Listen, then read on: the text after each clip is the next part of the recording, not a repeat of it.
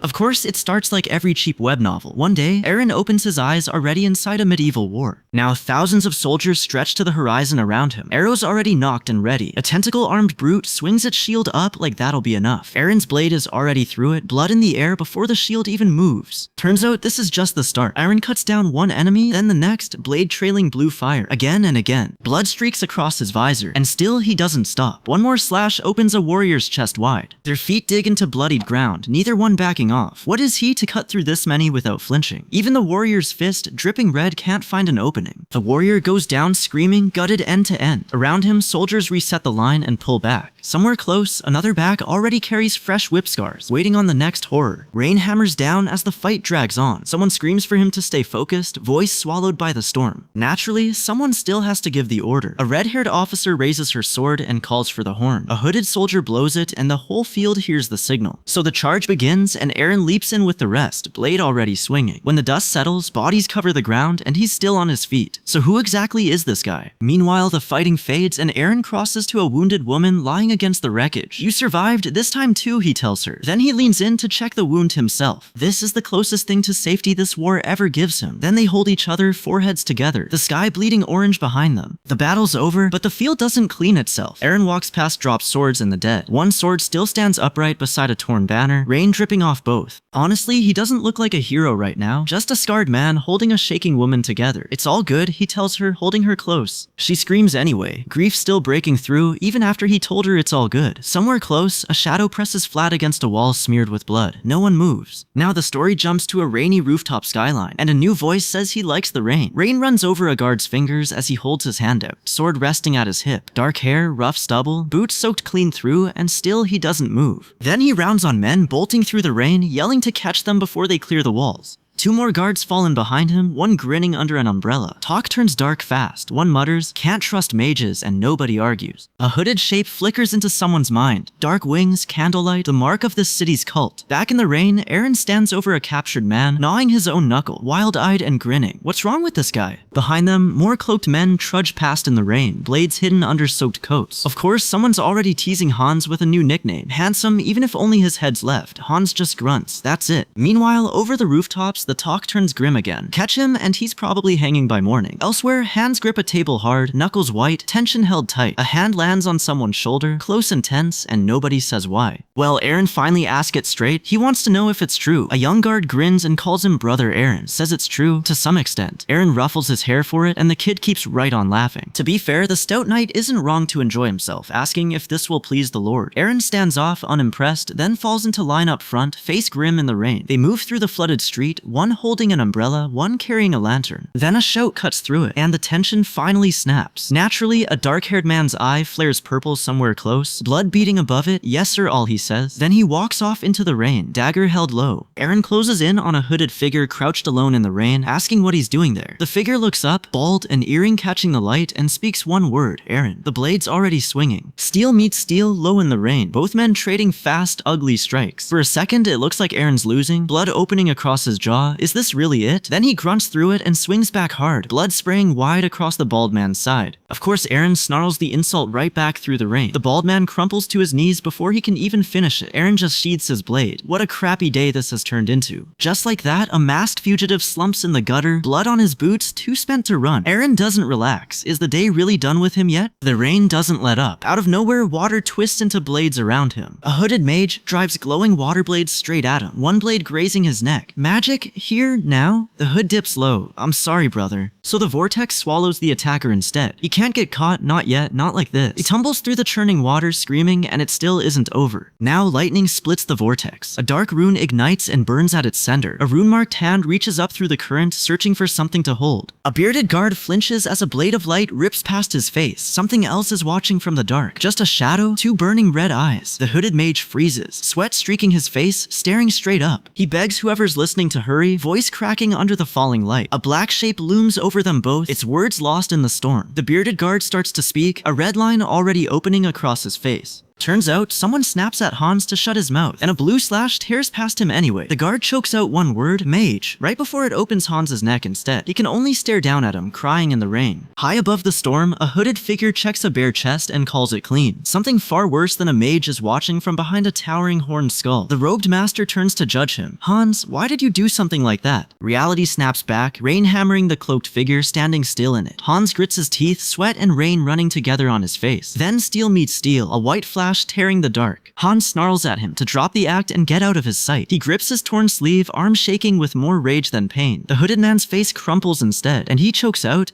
"Thanks, brother." Now dawn climbs the fortress walls over a town gone quiet. Somewhere below, a woman ducks by the wash line, spooked by something she won't name. A white bird sweeps over the sprawling city beneath it. On the wall, a guard squints into the light, hand already on his hilt. Turns out barracks mornings always have one guy who can't wake up. This time it's our boy Carter, out cold before the others even sit down. The others crowd around him, face down and not moving fast enough for anyone's comfort. Naturally, a hand-lettered sign at the next seat introduces Vermin, unofficial second place of Unit 4. Second place, of course. Aaron points across the table at the bandaged guard. Real proud for a guy still bandaged, he needles. A title drops over the room. Captain of Unit 4. That's Aaron himself. And somebody's already asking if it was Aaron again. Nearby, a blonde guard exhales smoke, unbothered. William introduces himself, and Aaron lights his own cigarette instead of answering. Did he really let the man go? Aaron wants to know, holding the ember inches from William's face. What's William so afraid to say, he wonders, waiting on a straight answer. William won't budge, insisting there's nothing to prove. Meanwhile, a guard flashes a cigar he's got no business affording on his pay. He holds it right up to the eye patch guard's face, mocking him for it. The mockery turns into a real threat. He'll die by these hands. The eye patch guard just grits his teeth. Bad sign. A cloaked figure lingers at the edge of the light, watching, saying nothing. The guard leans in with one more warning. Remember this. Jaw tight, he turns away. Crows scatter, the sky burning orange over the wall. Guards call after their captain, get home safe. Turns out someone's still muttering about hands, that punk. Turns out walking it off beats arguing with it. Aaron scratches his head, still grumbling about Hans. He turns down the street toward the tavern's noise. Inside, a bald brute has a barmaid's wrist locked in his fist. She can't pull free. Her collar's already torn where he's yanked it, panic all over her face. Meanwhile, at the table, a red-haired man just grins and eggs him on. He tosses out some line about sharing a bed all night, pure trouble stirred for fun. His hand cracks flat on the wood, cracking the grain. And if we don't want to, he's on his feet now, and a woman flinches close by, asking what he means to do. Now he's tearing at her clothes outright, laughing while he does it, taunting her, mocking the idea some guard might come save her. Now someone fills the doorway, backlit, and she gasps at the sight of him. The bald one's face turns hostile fast, jaw tight with anger. Boots blur forward, and she bolts past both men, free, while Aaron fills the door behind her. Of course, two men were never going to be the end of it. A whole crew falls in behind a tattooed bald leader. Now it's a full mob crossing the tavern floor toward him. Naturally, Aaron just turns his back on the lot of them. One flat grunt of acknowledgement and nothing else besides. Not exactly the reaction a mob's looking for. So he looks aside, dead serious now, and gives them a number instead.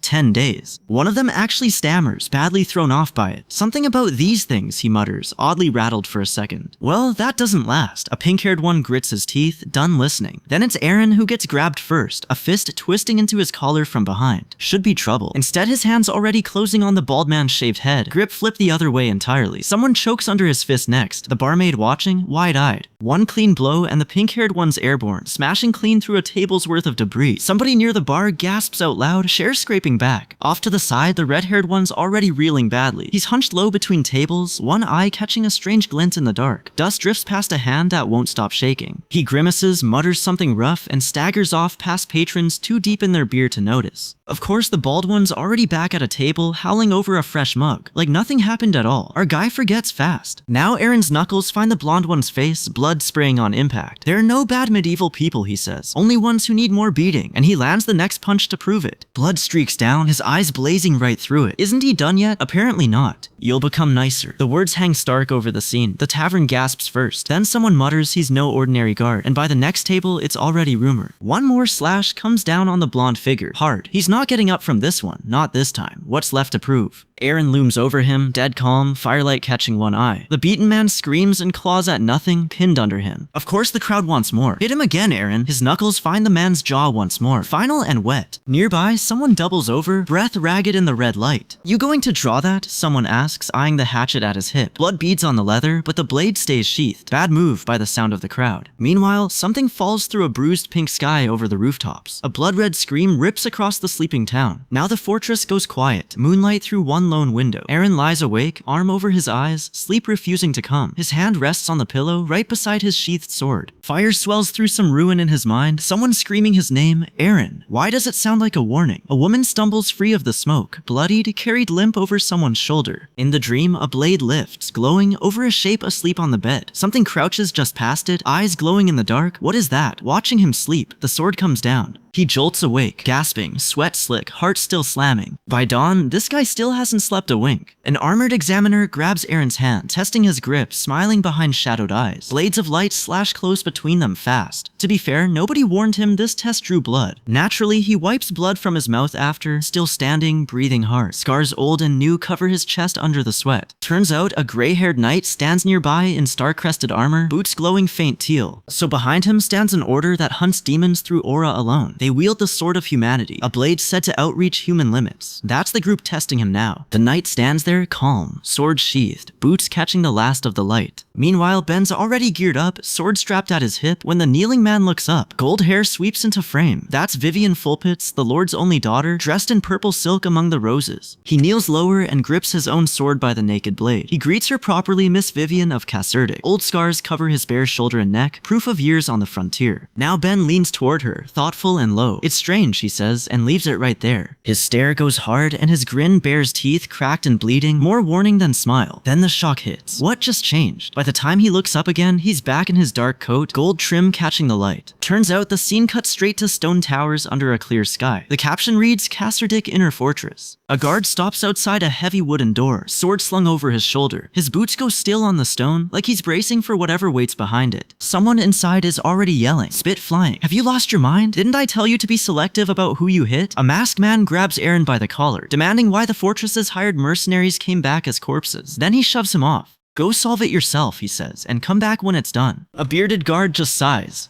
Ugh. Honestly, another guard doesn't bother knocking. He pounds on the door and barges into the office. Inside, a clerk with orange hair sits hunched over paperwork, sunlight pouring through tall windows. Inside, Nova's stressed, one eye glowing red under her hair, and papers crumple in her fist. What kind of guard captain causes trouble all the time, she mutters. Quit if the job doesn't suit you, she warns, glaring up. Don't make it hard on the rest of us. Caserdic Castle's administrative officer. That's Nova, for the record. Of course, a scarred guard can't resist a jab. He teases that her hair looks like a ripened orange today. He throws up his hands in mock shock, like he's the one under attack. Nova doesn't even blink. Yes, she says, flat and final. Nova settles behind her desk, candlelight catching the stacked paperwork. I'll cover the cost, she says, but it's all your mess to clean up. Aaron just smirks and strokes his chin. Okay, he says, it's all my mess after all. Well, evening finds a line of carriages winding a mountain road under a pink sky. By dark, an armed escort flanks them through the woods. This one's simply called the carriage escort. Aaron eyes the wagon and frowns. This carriage? Something about it doesn't sit right. The red-haired guard's eyes go wide. Of course, him again, the weasel from before. Now the moon climbs over a sleeping skyline, and the escort finally reaches Noctville. Word spreads fast. They're saying the whole village stands empty. Somewhere close, a hood pulls tight over a face. Red light, just watching. Turns out this street used to have people in it. A boy in purple chases after his brother, calling for him to wait. Somewhere else, a woman grips a man's sleeve like she'll never let go. Aaron scans the dead street. Where did everyone go? Another memory surfaces. A servant hands over a gilded red book with both hands. A freckled boy hugs it like treasure, grinning ear to ear. Visit my village sometime, he begs. Nobody ever will. Then the smell hits. One guard panics, gagging at the blood on his hands, while the guard beside him barely blinks. Someone finds a body strung upside down, mouth hanging open, another corpse crumpled beneath it. What happened here? Well, a guard's stomach gives out right there in the street. Aaron's head snaps toward the noise. What now? Another guard flinches upright at a name just spoken. Guard Captain Aaron. Down the street, Vivian stands with a hand over her mouth, two guards blocking her path. What are you doing out here? One demands. Aaron's glare cuts sharp, warning plain on his scarred face. Vivian just smiles, faint and unreadable, her eyes lost in shadow. Meanwhile, back at camp, a pot bubbles over the fire, steam steam curling up. Of course, someone's already cooking like nothing happened. A guard holds out his bowl, and a servant fills it without a word. Nearby, a bald guard and a young one walk right past a man asleep by the fire, his sword forgotten in the dirt. Bad time to nap. Somewhere else, another corpse hangs mutilated over a bound, unmoving figure, the mark of a ritual scrawled beside it. Honestly, the red-haired guard just sits in the dirt, watching someone walk off, faint sparks still fading around him. Then an old man breaks the quiet. What they found back there is no accident, it's a ritual. Close by, a cloaked figure keeps their face hidden behind a high collar, eyes narrowed, unreadable. Naturally, someone points into the dark. Look over there. Rumor already has a name ready. They're calling her the Flower of the East. The red-haired guard blurts it before he can stop himself. I had a feeling this wasn't. The older man beside him just looks unimpressed, not surprised at all. Off in the dark, a hooded stranger smirks around a mouthful of sparks. Turns out the gossip has a face. Vivian, alone in the street. Two men watch from behind, saying nothing. A fist clenches on the stones nearby, restless under a sickly purple sky. Of course, she's got a cover story ready. She laughs it off, fixing the ribbon at her collar. Oh, just out for a little outing, she says, bright and easy. Too easy, maybe. A scarred stranger's face fills the frame, smirking. The mood turns cold, fast, a hand reaches in, cutting her off mid-sentence. It's Ben. He steps in smiling, and Vivian's whole face goes slack with shock. Knowing too much comes with heavy responsibilities, he warns her. Well, the smile doesn't stop his hand. He grips her collar as she gasps, an armored figure looming right behind him. He tells her flatly to know only what's appropriate for her position. Pink-haired and pleased with himself, he's clearly enjoying this.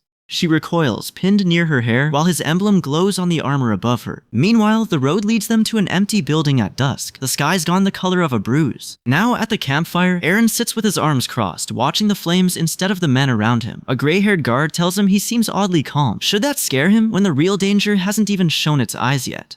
Under his coat, crossed daggers and gold-trimmed armor say he's already braced for it. The beast's eyes catch fire in the dark, glowing orange and close. Aaron's already moving, sword blazing with light as he leaps straight at it. Naturally, once the beast backs off, Aaron doesn't relax. His hand stays on the sword at his hip, like having it there settles something. He stands still a moment, jaw tight, eyes cutting down the shadowed street. He checks the blade at his leg once more, then starts walking alone. The others just wish him luck from a torchlit doorway where a hooded figure watches him go. Back at the fire, 3 guards and the boy settle in, easy and warm for once. A ladle stirs the pot, steam curling into the cold night air. Someone's clearly on dinner duty tonight, whether he wants it or not. Honestly, whatever's in that dark red book, Aaron isn't impressed. He flips through it by the firelight, smirking the whole way. The boy nods fast, taking the order without question. Is any of this really worth a smirk like that, with something still circling out there? He never sees it coming. His head snaps sideways in a blur, and the blow lands before he can turn all the way. Blood sprays up in a wide red arc, and he's down, groaning, blood soaking his scalp. Above him, a mouth opens wide, jagged teeth dripping blood, and whatever's hunting him isn't finished yet. The purple slash catches the thing clean across the skull, and it screams. Aaron finishes it in the same breath, blood spraying warm across his sleeve. Routine, more or less. Turns out, not yet. Something rakes his face before he even sees it. Where did that even come from? He answers with steel instead, catching the fanged thing's arm mid-swing, and it coughs blood right back. Night settles back in, quiet after all that. Aaron stands alone on the rooftops, bloodied sword in hand, staring at nothing, just tired. That's when someone starts screaming for him. A kid comes barreling through the rain and latches onto his leg, sobbing his name. "We're completely fucked, brother," the boy wails. And honestly, he's not wrong. Meanwhile, across the yard, torches burn low and a cook stirs a huge pot of stew. A hooded figure sits silent inside a parked carriage nearby, watching. So Aaron's half guessing out loud who they're really facing. Could this be someone from his past? His companion doesn't let him finish, going rigid and pointing past him instead. They end up back to back, ringed by blank, bald faces, and "I think we're fucked" about sums it up. Not villagers anymore. They're blank-eyed and packed too close, and something rotten roars into the street behind them, flesh decayed, eyes glowing. A hooded stranger drags the red-haired guard out of hiding, done letting him play innocent. Aaron cuts in low and fast, something glinting where his eyes should be. Slash after slash lands, blood spraying wide with every hit. One cyan-edged cut opens the creature clean across, and it staggers. Naturally, he doesn't stop screaming through the frenzy, blade cutting again and again. One slash opens its whole face, and that's the one that finally drops it. Behind him, the hooded stranger flinches back, shielding himself, like there's more coming. Then a voice cuts through the wreckage, cold and amused. Just the wake-up call, it says. Black liquid drips down a window pane nearby, and someone collapses out of sight, swallowed by tangled dark shapes. 2 more shapes collide in the wreckage, one dark, one pale, blood already flying. A caped figure leaps on through the ruined building, rain streaking past, and the night just isn't done yet. Now the storm swallows the fight whole, thunder rolling over black black rooftops. Rain just keeps coming. Eren stands in the middle of it, corpses scattered around him, chest heaving hard. His fist tightens on the hilt while rain sluices down the blade. What did that thing turn these people into? His own face goes blank, mouth open in a silent scream. What is he even supposed to feel right now? Nearby, hands claw across the wet stone, still groaning, still alive. Of course, a young man screams nearby, blood running from both eyes. As expected, a voice mutters, grim and low. Another villager rises close by, eyes blackened, mouth dripping red, hand reaching out. A blonde man stands frozen, a bloodied hand looming in the dark behind him. He never sees the armored figure raise its blade overhead. One strike and it's over. Meanwhile, memory blurs in through rain and lantern light. A boy waves a toy knight over an open book, grinning up at him. Who's he calling Mr. Knight? The bearded man barks, loud enough to turn heads. He grabs the kid's hair and ruffles it hard, growling about talking nonsense. The boy yells for him to stop, tongue out, face scrunched tight. Just like that, the two of them are grinning, sunlight warm on an easy afternoon. Well, the rain finds him again, a shadowed figure standing still under an umbrella. Water blurs everything past the rooftop's edge. A young boy screams into the storm, dark blood running from one eye. Rain hammers down. It washes nothing clean. Turns out that memory keeps unwinding. His father tells him about a city library, packed floor to ceiling with books. Really? The boy breathes, eyes wide over the woodpile. Librarians spend all day buried in books, his father says, and that settles it for him. The boy hugs his own book tight, grinning, already dreaming past the farm. His father's grin lingers a beat too long. Bad sign. You already know that kind of smile never ends well. Now the storm slams back in, a blade glowing faint blue in the rain. Eren drops low and cuts, a trail of light flashing beside him. The strike detonates outward, ice and light ripping through the dark. Now the blue light drains off the cracked tile, and the boy's still standing. Eren's blade stays raised beneath him, point steady. Nobody moves. Meanwhile, somewhere else in the rain, a hooded shape crosses a path scattered with petals, alone. Back on the tile, Eren's face says it first, soaked, scarred, teeth still bared at what he just put down. Turns out his mind's somewhere else entirely, back at his father's door, touching the bruise on his cheek. His hands clench, smile forced, eyes already wet. His father's words won't let him go. A farmer's son stays a farmer. That's all he'll ever be, his father told him. Well, that's not true, the boy says, voice cracking down the middle. He plants his feet, and so does Eren. Rain fills the gap between them. Then something drops and clatters at Eren's feet, a blade in the mud. The standoff breaks, they go down together, kneeling in the flooded street, Eren holding him close. The boy starts to speak and can't finish it. Then it comes out. He screams, "I'm not a knight," blood running from his eyes. It breaks into something less than words, a raw sound tearing loose. Eren grips his head and holds it still, right there in the rain. Lightning cracks somewhere behind them. What do you say to a kid who just watched his whole world turn feral? He doesn't say anything. He just pulls him into his shoulder and holds on. They'll call him a fortress guard captain.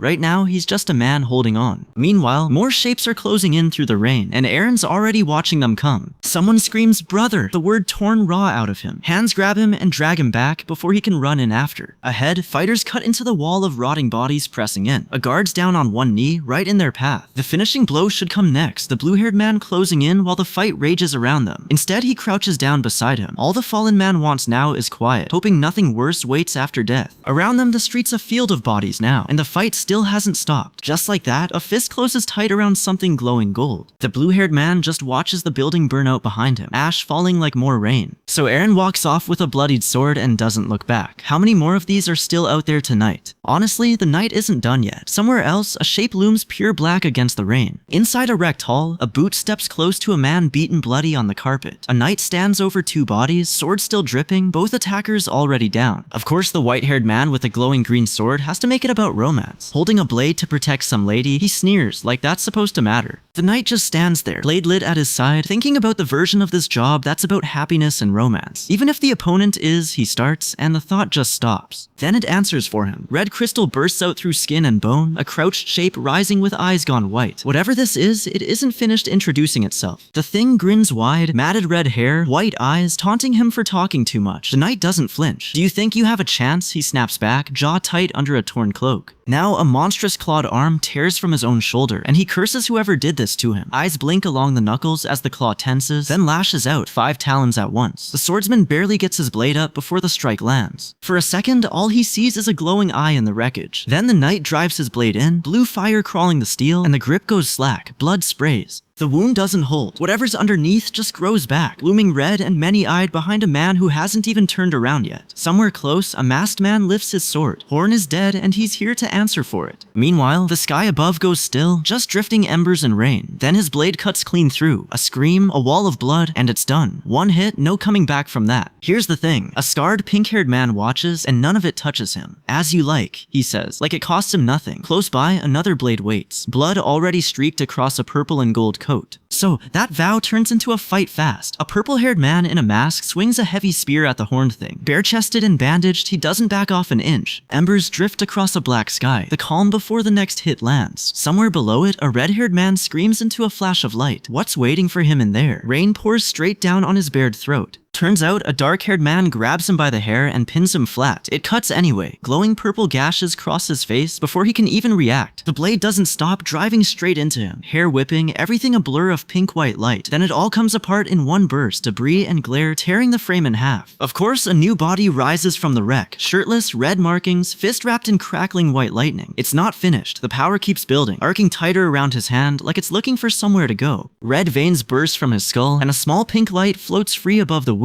Damn it, what is that? He screams, clawing at his own head. His chest breaks open into red fleshy growths, and he blames some bastard who isn't even a knight. So the creature looks up, all red hair and dread. A swordsman is already closing, blade glowing white. He puts everything into the swing. This revenge is for him. Armor flashes past mid-strike, pure momentum. The blade comes down on the caped fighter next. It sends him flying, shirt torn, mouth open in a scream. He crashes into rubble in a burst of blood. Even mid-fall, he's still fighting, fist clenched through streaks of pink light. Then just the impact. A white burst tears the frame apart. Now one knight's down on a knee, sword bloodied, catching his breath. A scarred man leans in, grinning cold. How many times does he have to go down? Every time he gets back up, the scarred man promises he'll just cut him down again. Of course, that's when the creature convulses, black cracks bursting across its chest. Dark, blood-red force erupts everywhere at once. The scarred man just grins, blood spattering his shoulder. A purple armored fighter stands over the wreckage, smiling like he owns it. Behind him, the creature's face keeps cracking open. One eye glows white with pain. Just like that, a gloved fighter's baton cracks across it, another stagger. The creature grabs the next blade bare-handed, blood running down its fingers. No warning. Then it erupts, a white shockwave and a burning purple mark overhead.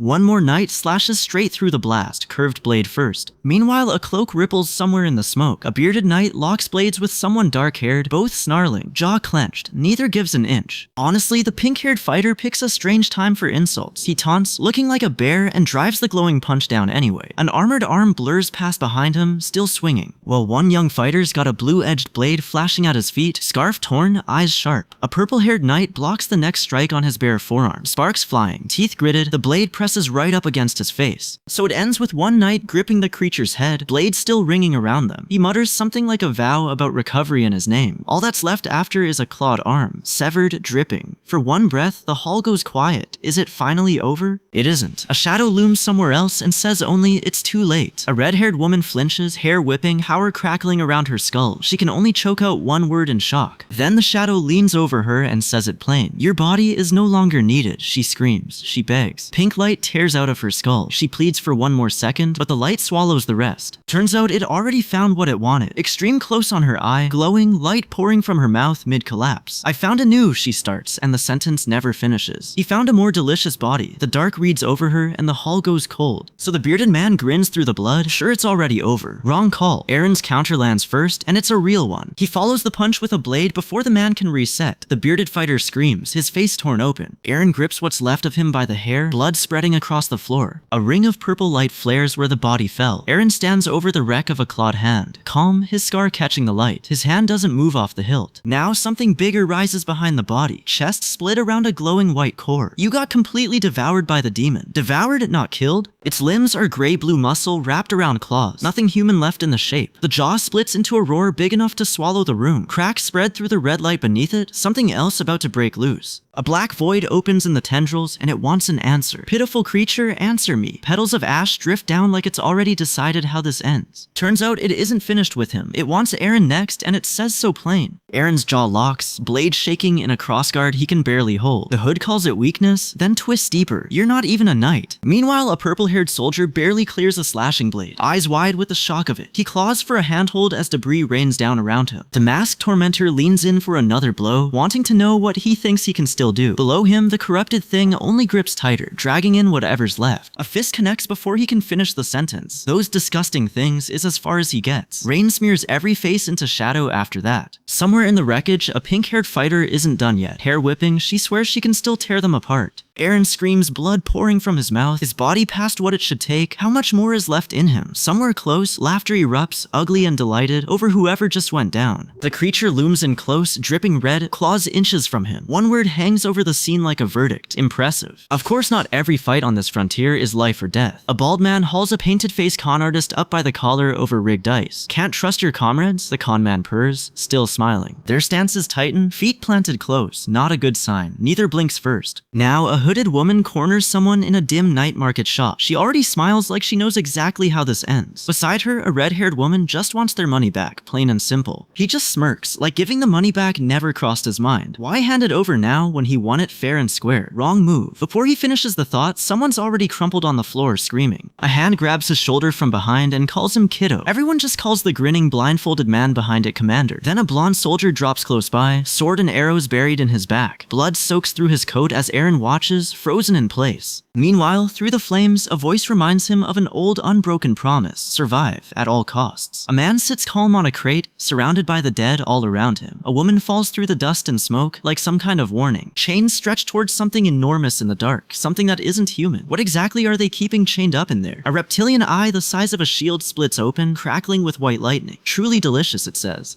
Then the chains snap all at once, and the whole thing comes apart. Turns out the memory doesn't let go that easily. Same chains, same eye, same hunger, all over again. It calls itself satisfied again, right before the chains give out once more. It loops again, the commander's grin, the blonde soldier falling, one more time. The fire voice repeats its order to survive, no matter what it costs. Then a woman drops through the dust and debris one final time. So he jolts awake, drenched in sweat, eyes wide with raw shock. Blood's on his lips when he finally gasps for air. A voice looms over the wreckage, telling him he's finally awake. He's sprawled flat across the ornate carpet, buried under rubble and dust. Then he's kneeling instead, wrists bound, a black-clad man watching in total silence. Just his eye fills the frame, sharp green and completely unreadable. Of course, he swears he remembers absolutely nothing at all, apparently. Sure he doesn't. A body's cooling just a few feet from him while he says it. Elsewhere, a bandaged man stands smirking over a woman asleep in a red bed. You don't need to guess exactly what that smile means. Nothing good. Now, a pink-haired stranger shrugs off a warning about mouthing off to a noble. That wouldn't be your business, he says, cool as anything. Eren just watches, silent, arm still wrapped from the fight. Rain gives way to sun over the rooftops, but the fire memory won't let go. Hands reach through flame, smoke curling over a burned-out roof. A crowd stands silent around a burning pile in the square. A man walks straight toward it. What is that smell, he wonders. Scarred and grim, he glares into the flames without blinking. Meanwhile, hooded figures cluster together while someone watches them from the shadows. By dusk, a carriage rolls away from it all. Turns out staying quiet about a demon works in Eren's favor. He survived, and he figures he's owed something for it. So he grabs the small man's collar and doesn't let go. Not dead. This weasel. He'd hidden under a pile of corpses to survive the massacre, playing dead until the smoke cleared. Then something drops out of nowhere. A glowing mark, shaped like a star, lands square on Eren's shoulder while the kid keeps needling him. He swats at it, telling it flatly to leave him alone. Then he looks down, his stomach drops. Shirtless and sweating, he stares at his own chest like it belongs to someone else. He turns to the mirror, sees his back, and the shock knocks the words right out of him. Honestly, a memory slams into him. Pink light passing mouth to mouth, a bearded stranger's eyes narrowing hard. Then a shadow with wings unfurls, and its greeting drips with menace instead of warmth. Who is this, and why does it feel like they've already met? A blue streak rips across the sky above some rooftop, and a blade flashes fast, aimed to kill. Eren catches it on his bare forearm instead, teeth gritted. Everyone braces for him to go down. Instead, the wound just glows, smoke curling off pink flesh, and something inside purrs for more. Not exactly normal. Well, across town, a maid freezes mid-chore, broom in hand, like she felt something she can't explain. Back in his room, Eren collapses onto the bed. Spent, the wound on his chest still glowing pink. Pinned down, he asks straight out if this is the demon from before. Of course it doesn't give him a straight answer, only that the ignorant call it that. Eren curses under his breath. Eren's mind snaps back to the fight, to the bite that started all this. Did it latch onto him right then? Then, the memory flashes monstrous, the mouth stretched wide, eyes gone pure white. Now he's back in his room, shirtless, old scars catching the lamplight. The eye on his chest peels open and speaks first. Around 100 years, it says. Aaron's fury boils over. He rams a knife against the glowing eye and curses through his teeth. Naturally, the eye just laughs it off, promising that having it around won't be so bad. Then it doesn't wait for permission. Light floods from the wound, pink threads twisting into something else. A giant reptilian eye opens in his mind, tangled in roots, cracking with white lightning. Teal light washes over Aaron's face as he watches, wide-eyed. The power keeps building. Sparks climb the blade, grip tight in his fist. In the vision, a grinning swordsman lifts a lightning blade to the sky. It slams down on a robed figure, sparks screaming off the impact, his grip tightens, power roaring around the steel, and onlookers just stare. Aaron murmurs, still inside the vision. Did you see that? The potential in him. Then the picture flips hard. Wires cut into the same fighter now. A voice above him scoffs. This guy's a complete weakling. Honestly, was any of it real? He wonders. Aaron comes up gasping, sweat cold on his skin, the eye mark still pulsing on his chest. Down the hall, something cracks the quiet wide open. A servant hollers up the stairwell, telling Aaron to get down here now. Panic cracks in her voice. Well, she'd been mid-chore, broom still in hand, when the shout tore out of her. Aaron's face goes hard in the shadow of the doorway. Someone's looking for him, she says, gripping his sleeve, and it sounds urgent. Meanwhile, a horn blast rolls over the rooftops, loud enough to turn heads below. The same call keeps coming from the cellar, the young woman still gripping her broom. A guard scowls down at the racket, in no mood for it. He grabs a startled maid by the arm. Is the target on the second floor? He snaps. No time to waste. Of course it's not just her. A young noble is already screaming down at someone too slow to answer him. Sir Ben wants Aaron too, another guard shouts, just as urgent. The fist swings before the words even land. Out on the street at last, Aaron's already grinning at a familiar face. Still got that ugly mug, he needles. His hand closes on the man's collar in the dark. Jace the Halfie. Aaron clamps a hand over Jace's mouth before he can yelp. Stay put, he tells him. He'll be ready soon. Boots hit the stairs and he's back down in the tavern's warm light. The maid catches him mid-step, asking if he's heading out already. Meanwhile, the market's already loud. Vendors calling over the crowd, someone still shaking off a scare from who knows what. Turns out a fight already happened, blood soaking the church's red carpet. A robed stranger crouches over him with a trade. He takes the demon kill glory. Aaron keeps his freedom and gets a slow smirk for it. Why fight for a title he never wanted anyway? Somewhere close, a hooded shape just watches, arms folded in the leaves. Across town, some silver-haired charmer works his usual angle, a hand already on his chest. Words already going around, he's pretty sharp for a guard, somebody says. On the other hand, real knights carry something else entirely. Glowing red eyes, a blade crackling with lightning, power-stamped knights only. Nobody knows how they train for it, those records stay blank on purpose. Somewhere in the hedges, another hooded figure just watches, waiting. A fellow guard catches him on the way out, same old grin, no shame at all. Aaron just scowls back, same old routine. Now the solar church hall, spires catching the morning light. It's the kind of place that makes a guard captain uneasy just standing in it. Inside, someone's already sweating buckets, a robed handler pacing beside him, dreading whatever's coming. His face is one long grimace. Captain Aaron, the call cuts through the hall, every head turning toward the door. Except it's not him. An armored knight turns instead, silver-haired, flashing a grin like he owns the room. Wrong guy. Armored boots click across the floor. He welcomes the new arrival like an old friend, gem glinting on his shoulder plate, sharp smile with no real warmth behind it. Aaron, meanwhile, isn't feeling it. Of course this place puts him in a bad mood. Why does it always have to be this one? Honestly, the bishop practically glows meeting him, rings flashing, calling him Brother Aaron like they're already family. Then the knight tests him for real, blade swinging straight at him. Aaron doesn't dodge, he just catches the blade barehanded and stops it cold. The knight's eyes go wide right before Aaron's other fist lands square on his face. Under a table nearby, someone hooded stays hidden, waiting for his moment. So the church finally gets its brooch back. A courier drops the jeweled relic on the priest's desk, sweating through his collar. The old man grabs it and crows, "Long live the solar church." Back at the tavern, Aaron clocks it first. Kale's jaw is locked tight. Something's clearly eating him. Turns out it's not that deep. Aaron needles him about the flower scarf around his neck. Kale sputters, defensive, then blurts the truth. Rosa bought it for him. A barmaid swings by with his beer, all smiles for the tip. Behind her, a cloaked stranger just lingers by the wall, face hidden, saying nothing. Well, she leans in on Kale next, working the charm. He stays stiff, eyes elsewhere, not buying it. His beer's gone warm anyway. He wanted it cold. Honestly, Aaron's not here for the barmaid. He leans in low. A scammer gang has hit the district lately. Somewhere near the barrels, a hooded figure goes rigid, like they heard him. Now put a name on it. The Sick Mermaid Inn, District 5. Its sign creaking on the hinge, a carved mermaid holding a trident. Naturally, that's exactly where the scam lives. A pack of outsiders checked in, and the dice came out. A red-haired gambler gambler sits hunched at the table, hands near his face, watching the pot grow. A bald man loses it completely. How'd you get 6 5 times running? The hooded gambler just rakes the coins in, calm as anything. The red-haired man's face goes pale. This is a scam. And here's the kicker. Under that hood is a little girl, and she's the one running the table. A small, confident smirk, dominating every roll. Somewhere else, a drink gets poured, a red symbol flaring over the mug. Time's about to jump. Meanwhile, Ben's already storming off on his own business. A boy grabs at him. A red-haired woman yanks him back by the shoulder. Captain,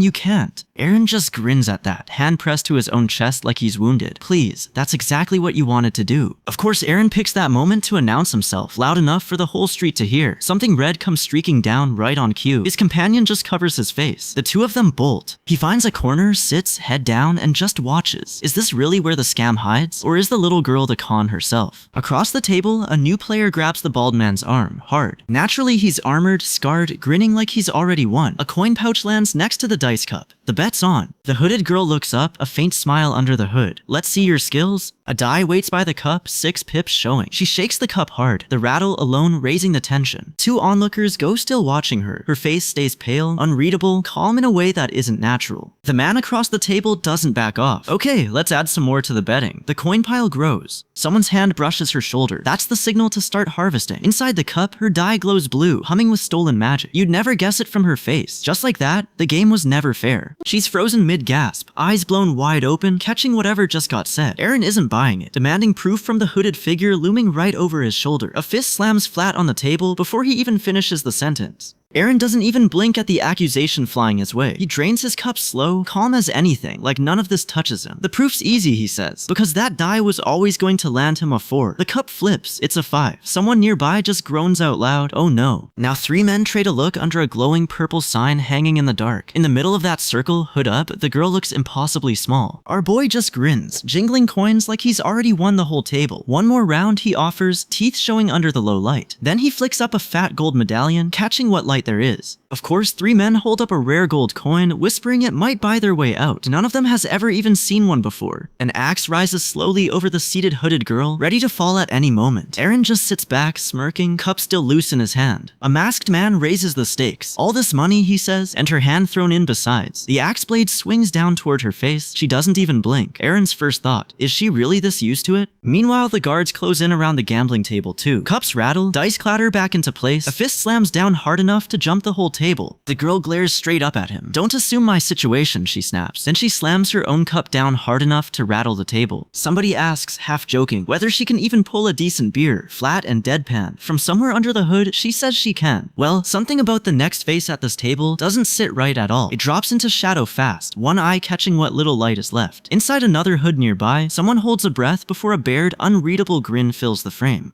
Aaron can't help wondering, what's he even smiling at? Turns out this whole brawl already has a name of its own. Sweat beading on his brow, a young gambler calls his roll, pass. Somewhere close, blood already slides down a stranger's cheek. Then it's spelled out plain, right there on the page. The dice game. Before anyone can even process it, a hand closes hard around a throat. Kill him, someone screams. Also called the Warrior's Bet, apparently dice that glow and slam together like tiny weapons of their own. Somewhere in that same legend, blades finish exactly what the dice start. Bright, fast, final. Legend says whoever the moon favors never actually loses a roll. Whatever just happened under that hood tonight isn't over yet, not even close. So the con turns into a blade fight fast. Aaron's grinning through the chaos, sword already swinging. One thug catches the edge across his face. He staggers back, blood spraying, and keeps howling anyway. Blood drips onto the next man's shoulder before he even feels the cut land. Another gets caught in the slash lines and goes reeling. One of them sneers that he should be embarrassed by now, wiping blood off his own cheek. The bound man just grits his teeth, arms straining against the ropes. He should be begging. Instead, he glares up and spits back. You should be ashamed of yourselves. They answer with a blade to his neck, and he screams as it sprays red. Purple light rips open behind him, and blue-white energy flares like a blade unsheathing itself. Petals and debris scatter through the glow. A shape gathers inside the light. It's already moving. Aaron drops low and launches before anyone can track him. Can he reach the axe before it falls? He grabs the man by the collar first, faster than the blade. His own sword flashes green between their faces. Just like that, the hunter's staring down steel instead. The fight spills across the room. A blade grazes one man from behind. A braided brawler doubles over. Blood soaking his chest. Aaron turns on the last one standing, big and fur-cloaked. A hand slams the floor. Somewhere near him, another man groans, blood streaking his neck. It's mostly over. One man raises a bandaged fist like he's still got fight left in him. Armor plating catches the light near a blood-streaked wall. Deeper in the room, something clawed and scaled waits in the dark. Not exactly reassuring. Of course, he already knows exactly where she's hiding. Aaron finds her hiccuping behind a wooden post. "Fridge kid, where are you?" She's been right there the whole time. He pats her head and strikes a deal on the spot. A cold beer every day, and he'll look out for her. He's smirking already. Sure, she'll take it. She's still crying, small and hooded on the floor. He reaches out a scarred hand. Is she really this alone in a place like this? After a moment, she takes it. Deal's done. Honestly, the day moves on like nothing happened. Somewhere else, a swordsman drills a wide swing out in the open air. On a rooftop nearby, a shadowed figure waits by a faint glow. Night's not done yet. Turns out the deal already stuck. She's carrying a tray now, puzzled over her own order, wondering what a fridge has to do with beer. A scarred, veiny hand snatches the mug straight off it. "Thank you," he says, beer already in hand. He tips the mug back and drains it in one go. That hits the spot. Water splashes cold. He barely flinches, then jokes she must be a dwarf. She's so small. She just calls him by name instead. Flat, and that's warning enough. Honestly, the serving woman about loses it. Is that his daughter? Wait, is she serious right now? He chokes on his own drink, sputtering foam down his chin. He backpedals fast, calling her a mage he found on the streets. Not that other word. The kid peeks around him, bowl held tight, silent. Smooth save. Words getting around about the cold beer. One regular won't stop laughing, asking how many mugs a day the kid can pour. The guy beside her just shrugs it off. Meanwhile, at the market stall, someone tells the boy to just pack 10 apples and get moving. Aaron grabs him by the collar anyway, laughing as snow starts to fall. A bald man empties his palm for 2 coins, tears streaming, insisting it's really all he's got. A guard and a bearded stranger just glare, jaws tight. Behind them, the passage goes dark and quiet. Turns out Aaron can't resist showboating, flipping an apple in the air. The blonde guard right behind him looks ready to smack that grin off his face. Real smooth, Captain. Now, orders come down. Check every entrance. Get this investigation squared away. One lone guard stands dwarfed under the fortress's massive arched gate. Chains hang in silence. A sudden growl off-panel snaps 2 guards straight, fists ready. The bald one unfolds a note. 3 days since they slipped in, still haven't left. He reads it like a vow. "They can't trick me," declares the King of Shadows, Scar. So, whoever they are, they're not hiding for cover. A masked figure crosses twin blades, axe-wielding hoods, flanking him in the bloodlit dark. And while Aaron enjoys a sunny afternoon at the inn, this is what's brewing underneath. Aaron cracks his knuckles, listening hard to something off-panel, jaw tight. He squares up close with an older man in the street. Over an empty stone archway, a voice says it plain. It's time to make money. At the gate, Aaron throws up a hand and calls out, "Whoa, whoa," stopping a horse cart cold. A purple-robed man tips his hat with a riding crop. All smiles. "Oh my, how are you? Who's this guy trying to fool?" Aaron wonders, forcing a nod back. So, the purple-robed smuggler presses a coin pouch into Aaron's palm. He's paying him back, he says, for working so hard day and night. Aaron's men whoop, one of them already dizzy from counting the take. Another coin slides across just as fast, quiet as a wink. Aaron yanks the tent flap open. The guard behind him already looks sick, wiping his mouth on the back of his hand. Inside, a corpse butchered and monstrous, blood soaked deep into the canvas. Not cargo, something that used to move. Aaron's first thought, what was this thing before someone gutted it? The purple robe just smiles, calm as if nothing's wrong. That's what gets Aaron. What's worth staying this calm for? Behind him, a balding thug's jaw locks, teeth grinding, ready to swing. Well, the tension breaks. A guard waves the next cart through with a flat okay pass. The gatekeeper calls out the standard welcome to Caserdic. Corpse or no corpse, business goes on. Clouds drift pink and purple over the rooftops, and on a dark stone stairway, a cloaked figure waits. A living hell, it warns, is coming very soon. Aaron and the young guard trade guesses on a man named Dorno. They wonder if he likes high places enough to hide up in one. Turns out more outsiders keep pouring into Caserdic lately. The letter in Aaron's hand says, more than usual. He grins wide, the scar across his face stretching with it. In this damned medieval age, he figures it's either innocent or hanging, nothing in between. Now, at a tavern, under a rabbit and mug sign, one guard can't believe what he's hearing. His buddy's daydreaming again, hearts and flowers everywhere. A woman asked him to watch an execution together, her idea of a date. Aaron groans into his bowl. Even people like you get dates? Over the crowd, someone hoists a loaf of bread like a trophy. Back in the kitchen, a hand grips the spoon hard as the fire catches. A voice barks at Brig. The bread's burning. Honestly, back at the bar, 2 guards sit dazed, blood still dripping from their noses. A young man doubles over, vomiting up something rainbow-colored. His buddy blames the local drink, house specialty of Brigden Kingdom, his own mother's homeland.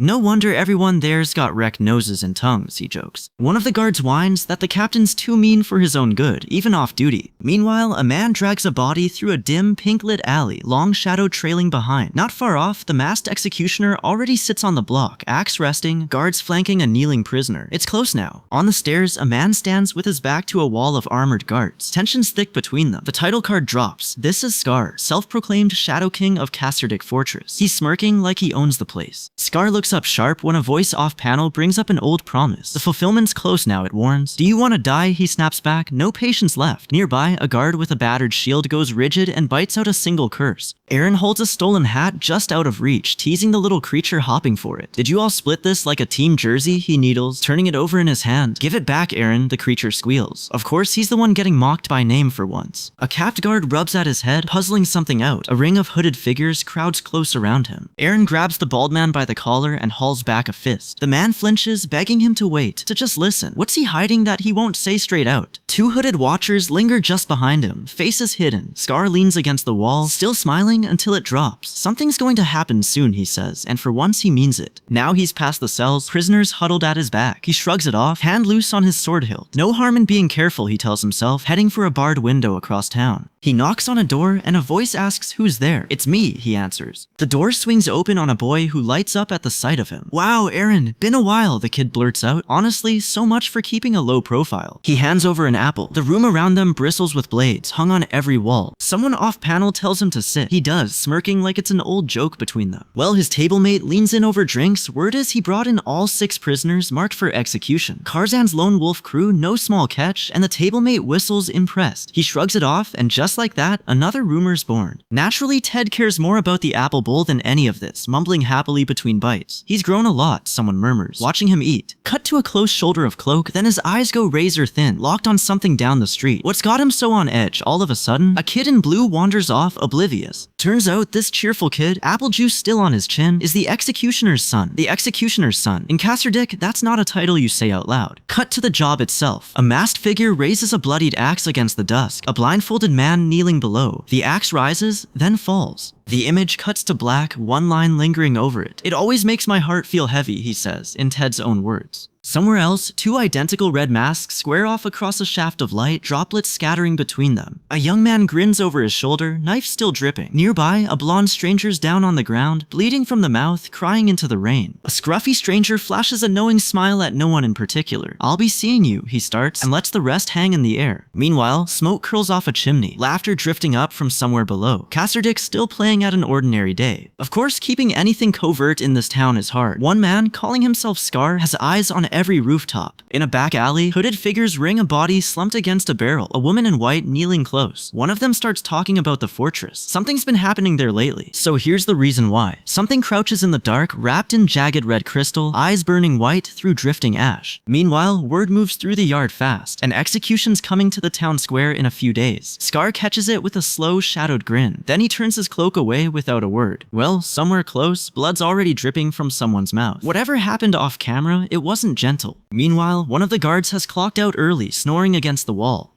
I want to sleep more, Captain, he mumbles, dead to the world. Nearby, a robed figure sits arms crossed, waiting on something nobody names yet. Turns out the market's just an ordinary day, until 2 men jump back yelling. They're staring at a mug frozen solid in someone's hand, frost cracking down the glass. Nobody can say how. Of course, a few stalls over a maid holds up fresh bread like she's found treasure. Eren just glowers through it. Damn it, why am I even here, he mutters, while everyone around him grins. Off to the side, the purple-haired girl stares at nothing, a faint blue haze curling off her skin. Something in her hasn't shown itself yet. Now, a blonde woman glances back over her shoulder. No one learns why. Then the light catches a different face. A scar cut clean across nose and cheek, eyes narrowed hard. That's Eren. The captain half this town thinks it already knows. Later, alone, he trades the square for a rain-soaked street where a stray cat huddles, shivering and crying. He crouches under his own umbrella and reaches out a hand, hood hiding his face. Since when does the scoundrel captain stop for something this small? Meanwhile, a boy grips tight to an armored man's arm. Across town, a young recruit gasps at his own orders. An undercover mission. 2 very different nights are starting at once. Turns out more pieces are moving in the dark too. A hooded pair stand close, faces hidden, only legs in frame. A man sleeps fitfully, groaning into his pillow. Nearby, a jar of glowing pale orbs sits beside something small, curled up and sleeping too. Down in a misty stone corridor, two figures stand over a third, bound at the ankles and gagged. Someone's been taken. Of course, a masked man grips the bars like they're the only thing holding him up. Nearby, someone hunches and shakes beside a person in white, and somewhere else, a different man's glare turns razor sharp. Well, back near the scaffold, a boy clings to a big armored man's arm for safety. Two more figures lean in close, one hand raised mid-gesture. Whatever they're arranging, it isn't friendly. Then the blade comes up. The masked executioner raises it glowing overhead. Beneath him, a bound prisoner kneels on the scaffold, waiting for the fall. Naturally, underneath the platform, two hooded shapes duck low and watch. They say nothing, just waiting. Back in the rain, Aaron's eyes go cold under his hood. What's he waiting for out here in the storm? Then a blade rips out of the dark, red-eyed and fast, and Aaron never gets past one. So the strike lands, and the whole square screams. Blood streaks every face. Somewhere in it, a man still grinning. Up on the rooftop, the masked executioner straightens his blood-soaked hood, wind snapping at his robes. Below him, a bound prisoner kneels on the scaffold between a guard and a man in bloodied white. Aaron watches from the crowd. His scar catches the gray light. Turns out executions here double as a political festival, staged for the king and his whole court. The crowd eats it up, fists raised, one woman clasping her hands like a prayer. Off to the side, a bearded noble drips in jewels and fur, loyal to the throne he serves. The executioner raises his glowing axe over the prisoner's bared neck. He can't help one more joke. Tuck your head in, he says. Meanwhile, in a quieter room, Nova sits by the window with a book. Aaron leans in the doorway, just watching her. Honestly, the man never says much, that smirk doing all the talking. Now her face turns serious. The sky outside turns storm pink. She reaches for two rough sketches on the desk. A hooded man and a dark-haired man, both marked as trouble. Somebody else is hunting the same two people she is. Elsewhere, Aaron stands with arms crossed, a boy beside him fidgeting, while a woman in red bows out of the conversation. Someone warns him something's coming, and of course Aaron laughs it off. Dumb orange. Then her knees buckle, like it's already starting. Across the square, a hooded figure steps up to address the crowd. Right below him, a noble woman sits on her own stage. A man's eyes go wide, rain streaking down his face, breath catching in his throat. Aaron's chest goes tight. Why does that glowing-eyed hood already feel like it's found him? Somebody nearby shouts the question everyone's thinking, why is he coming out from there? Without warning, the sky tears open in fire, one huge blast swallowing the rooftops whole. The crowd scatters screaming. A maid freezes mid-shriek in the foreground. Aaron's face is bloodied now, shirt torn, jaw locked tight. Behind him, fire swallows the block. Somewhere in the smoke, a figure clings to a burning beam. Maybe falling, maybe holding on. The bearded noble goes down in the flames, jewels glinting through the smoke one last time. Is he already dead? Naturally, he spins as a masked shape lunges up behind him, weapon already raised. It's the executioner, hood soaked in blood. Grinning like this is nothing new to him. He's only doing his job, he says. Exactly what an executioner's supposed to do. Aaron just smirks, hand already rising toward his shoulder. Then the grin turns sharp. Then I should be working too. Overtime apparently? His coat catches the wind as he turns, sparks trailing off the gold trim. As the captain of guards, that's exactly what he does. He's already running toward the fire, arm out, straight into the blast. Fire eats through the market, and the crowd bolts through smoke and rubble. Aaron and another guard throw their arms up, ordering people to stop running blind. A shopkeeper waves everyone toward a side exit, calm enough to cut through the panic. Now Aaron swings a crying boy onto his shoulders and carries him clear of the flames. Sword still sheathed at his hip, he kneels by a knot of shaking kids in the wreckage. Their faces are streaked with soot and fear, but his voice stays low and steady. Something yanks his head up mid-sentence. Wrong movement. A boy's dragged into a knot of hooded strangers at the crowd's edge, eyes wide with terror. Aaron roars a warning and closes the gap in 2 strides. One slash and the hooded man drops, smirk frozen on his face. The crowd gasps and someone swears the captain just moved like a knight. Turns out the blaze only quiets to embers after full dark falls. 2 men pick through a back alley, one holding a lantern high. Aaron shouts stop and breaks into a run. A bald guard right behind him, not the fugitive. A knight lies there instead, sword broken, blood pooling beneath him on the cracked stone. Lantern light swings toward a shape already draped in red cloth. Who's under there? Aaron looks aside, jaw tight, and says nothing. Meanwhile, a voice cuts through the purple mist, low and sure. Aaron mutters they've caught themselves another crooked knight. Still breathing. Which one turned on them? A silver-haired man kneels bound and bleeding from the chest, gasping through each breath. Someone by the lantern calls the whole mess embarrassing, plain, and flat. Then cold water hits the prisoner's face and jolts him awake. Of course, the bearded man beside him says nothing at all. No warning, no words, just a sudden slash tearing the air open. The man beside him flinches back in shock. Aaron kneels back over the prisoner, wounded worse now. His scarred face is a hard scowl. He gives nothing away. Naturally, the night settles quiet over the rooftops. One low groan groan drifts through the dark, somewhere close. A pale, muscular figure looms over two people, shaking on their knees in a wrecked alley. One of them screams into the rain, reaching for help that never comes. Honestly, the masked fighter beside him mocks his own man for screaming that loud over one hit. Now, a hulking blue-skinned monster squares up, red eyes glowing through the rain. Eren grips its arm and holds on, his own eye burning red to match it. His hand trembles hard with the strain as debris falls around them. He plants his feet and drives a kick straight through the monster's guard. It crashes down, kneeling. Struck clean, finished for now. Well, the creature's pinned and shaking, and it already knows what's coming if it stays quiet. No more games. Eren leans in, eye burning red, and warns him. Spit everything out while I'm speaking nicely. Sword still sheathed, the captain looms over the restrained creature. Two guards pin its shoulders while it cries and grins in fear. Will it break before sunrise, or die keeping it secret? Behind them, another guard checks his straps, waiting his turn. Meanwhile, a gray-haired man watches a shooting star cross the full moon, smiling faintly. Of course, Carter's the one who just woke up when his name gets barked. Not exactly a mystery. A masked face waits nearby, half hidden under a dark hood. Sleeping like a normal person counts as a disease now. Eren grumbles through the ruined alley. Another guard looks up at the stars and just asks, "Do you know, Captain?" Eren goes rigid in the fogging cold, and he can't shake why. Turns out, he doesn't feel awake at all on this little sleep, fangs bared in a smirk. Above the rooftops, the moon and stars blur, like the whole night is one long dream. He draws the glowing blade, and the whole world goes soft and blurred. Sparks rake across a snarling face, while green light burns behind gritted teeth. Blue energy roars where the two swords finally meet. For a second, the blades just lock, no one giving an inch. Then purple eyes lift, calm and glowing, and a voice tells him good night, Captain. He's still smiling, blade raised. Famine hits the village while he's still a boy. Two children lie in the dirt, too weak and hungry to move. Roots sit in a pot, a rat gnawing at them since there's nothing else to eat. It squeals, thrashing, right before a bare hand snatches it. No hesitation. A man walks the village at sunset, a boy clinging to his arm. Once, he says, they ate raw rats and cockroaches just to survive. Elsewhere, a young man coughs, gaunt and worn thin in tattered clothes. A pale hand rises near a hooded mouth, half hidden in shadow. Then one day, meat finally appears on the table. Juice drips off the edge, dark and heavy. He bites into it like he's starving, because he is. A cloaked figure with bone crossed at the collar just watches, silent. The family eats together, hungry, the child's back turned to us. He sits alone with a raw piece of meat, untouched, right in front of him. Blank stare. His face goes dark, all but his eyes, and something inside him finally snaps. The hammer falls, the other boy crumples into the blood-soaked dark, and only stained sheets are left, more nightmare than memory. Now the group kneels around a table, sharing bread in a dim room. Blood stains one man's shirt. The pale-haired man throws his head back and screams. Fangs bared, eyes glowing purple. Their blades clash. "I've heard about it, you piece of shit," the swordsman spits back, glaring up with contempt. His blade slashes past the hulking, hunched shape looming over him. Turns out, a boy once stared at that same jar of dark pills. Was it ever really about sleep? Purple light floods his face as he grins, an eerie, hungry look. Power gathers in his hands. Then he grips the hilt and shouts, energy surging bright around him. Meanwhile, a masked man lunges in, reverse blade gripped, eyes glowing white under his hood. The bearded knight lifts a glowing dagger, jaw tight, bracing to counter. The masked man flips through the air and drives the blade down. The strike connects hard at his shoulder, a flash of impact and blood. He reels back, motion blurring around the hit as pain takes over. Bad move. Well, elsewhere, a man's face strains, veins standing out with the effort. A body plummets through crackling purple energy toward whoever waits below. The pale-haired man is still shouting when a giant glowing fist crashes down on him. "Shut up," he screams, right as it slams into him. Energy and debris scatter through the air, jagged cracks tearing the purple light apart. Naturally, a swordsman lunges at a hooded figure, blade flashing through the dark street. After his blood-slicked blade rests against the castle wall, the fight already decided. "So forgive me as well," drifts over the rooftops under a full moon, guilt behind every word. Two shadows lock close. His eyes stay sharp and unreadable after, lit only by the moon. A boy's smile flashes back, warm and golden against everything just shown. A vow is spoken as an explosion tears through the town below the castle. A scarred, dark-haired man grips someone tight from behind in the pouring rain, jaw clenched. Smoke and fire spread over the cracked stone walls around them. Is that motionless body on the wreckage below already gone? Flames closing in? Eren carries her through the dark trees, arms shaking, breath ragged. A cave mouth glows faint blue ahead, fireflies drifting near the opening. That's shelter, if he can just make it there. Up close, the damage is worse. Bruises, torn cloth, dirt ground into her skin. He wraps his own cloak around her instead of stopping to ask what happened. Questions can wait. Now a dark-haired stranger steps out of the trees, like he's been expecting him the whole time. No surprise there. His hand tightens on the sword hilt while the man circles closer through the grass. The stranger proposes a quick interview, cracking his knuckles one by one. He's not here to talk. A hooded shape stands silent behind him, face hidden. Then something huge unfolds from the dark, pink eyes glowing, red veins crawling under its hide. "Aren't you just the novice House Captain of Guards, the stranger sneers. Turns out it's a wolf under there, snarling, leashed by a robed figure's red glowing vines. Our guy grips the hilt, white-knuckled, bracing for what's coming. The beast lunges through crackling chains of light. He braces for a clean counter, blade up, footing set. The wolf gets there first, fangs and vine force slamming him sideways, blood spraying from the wound.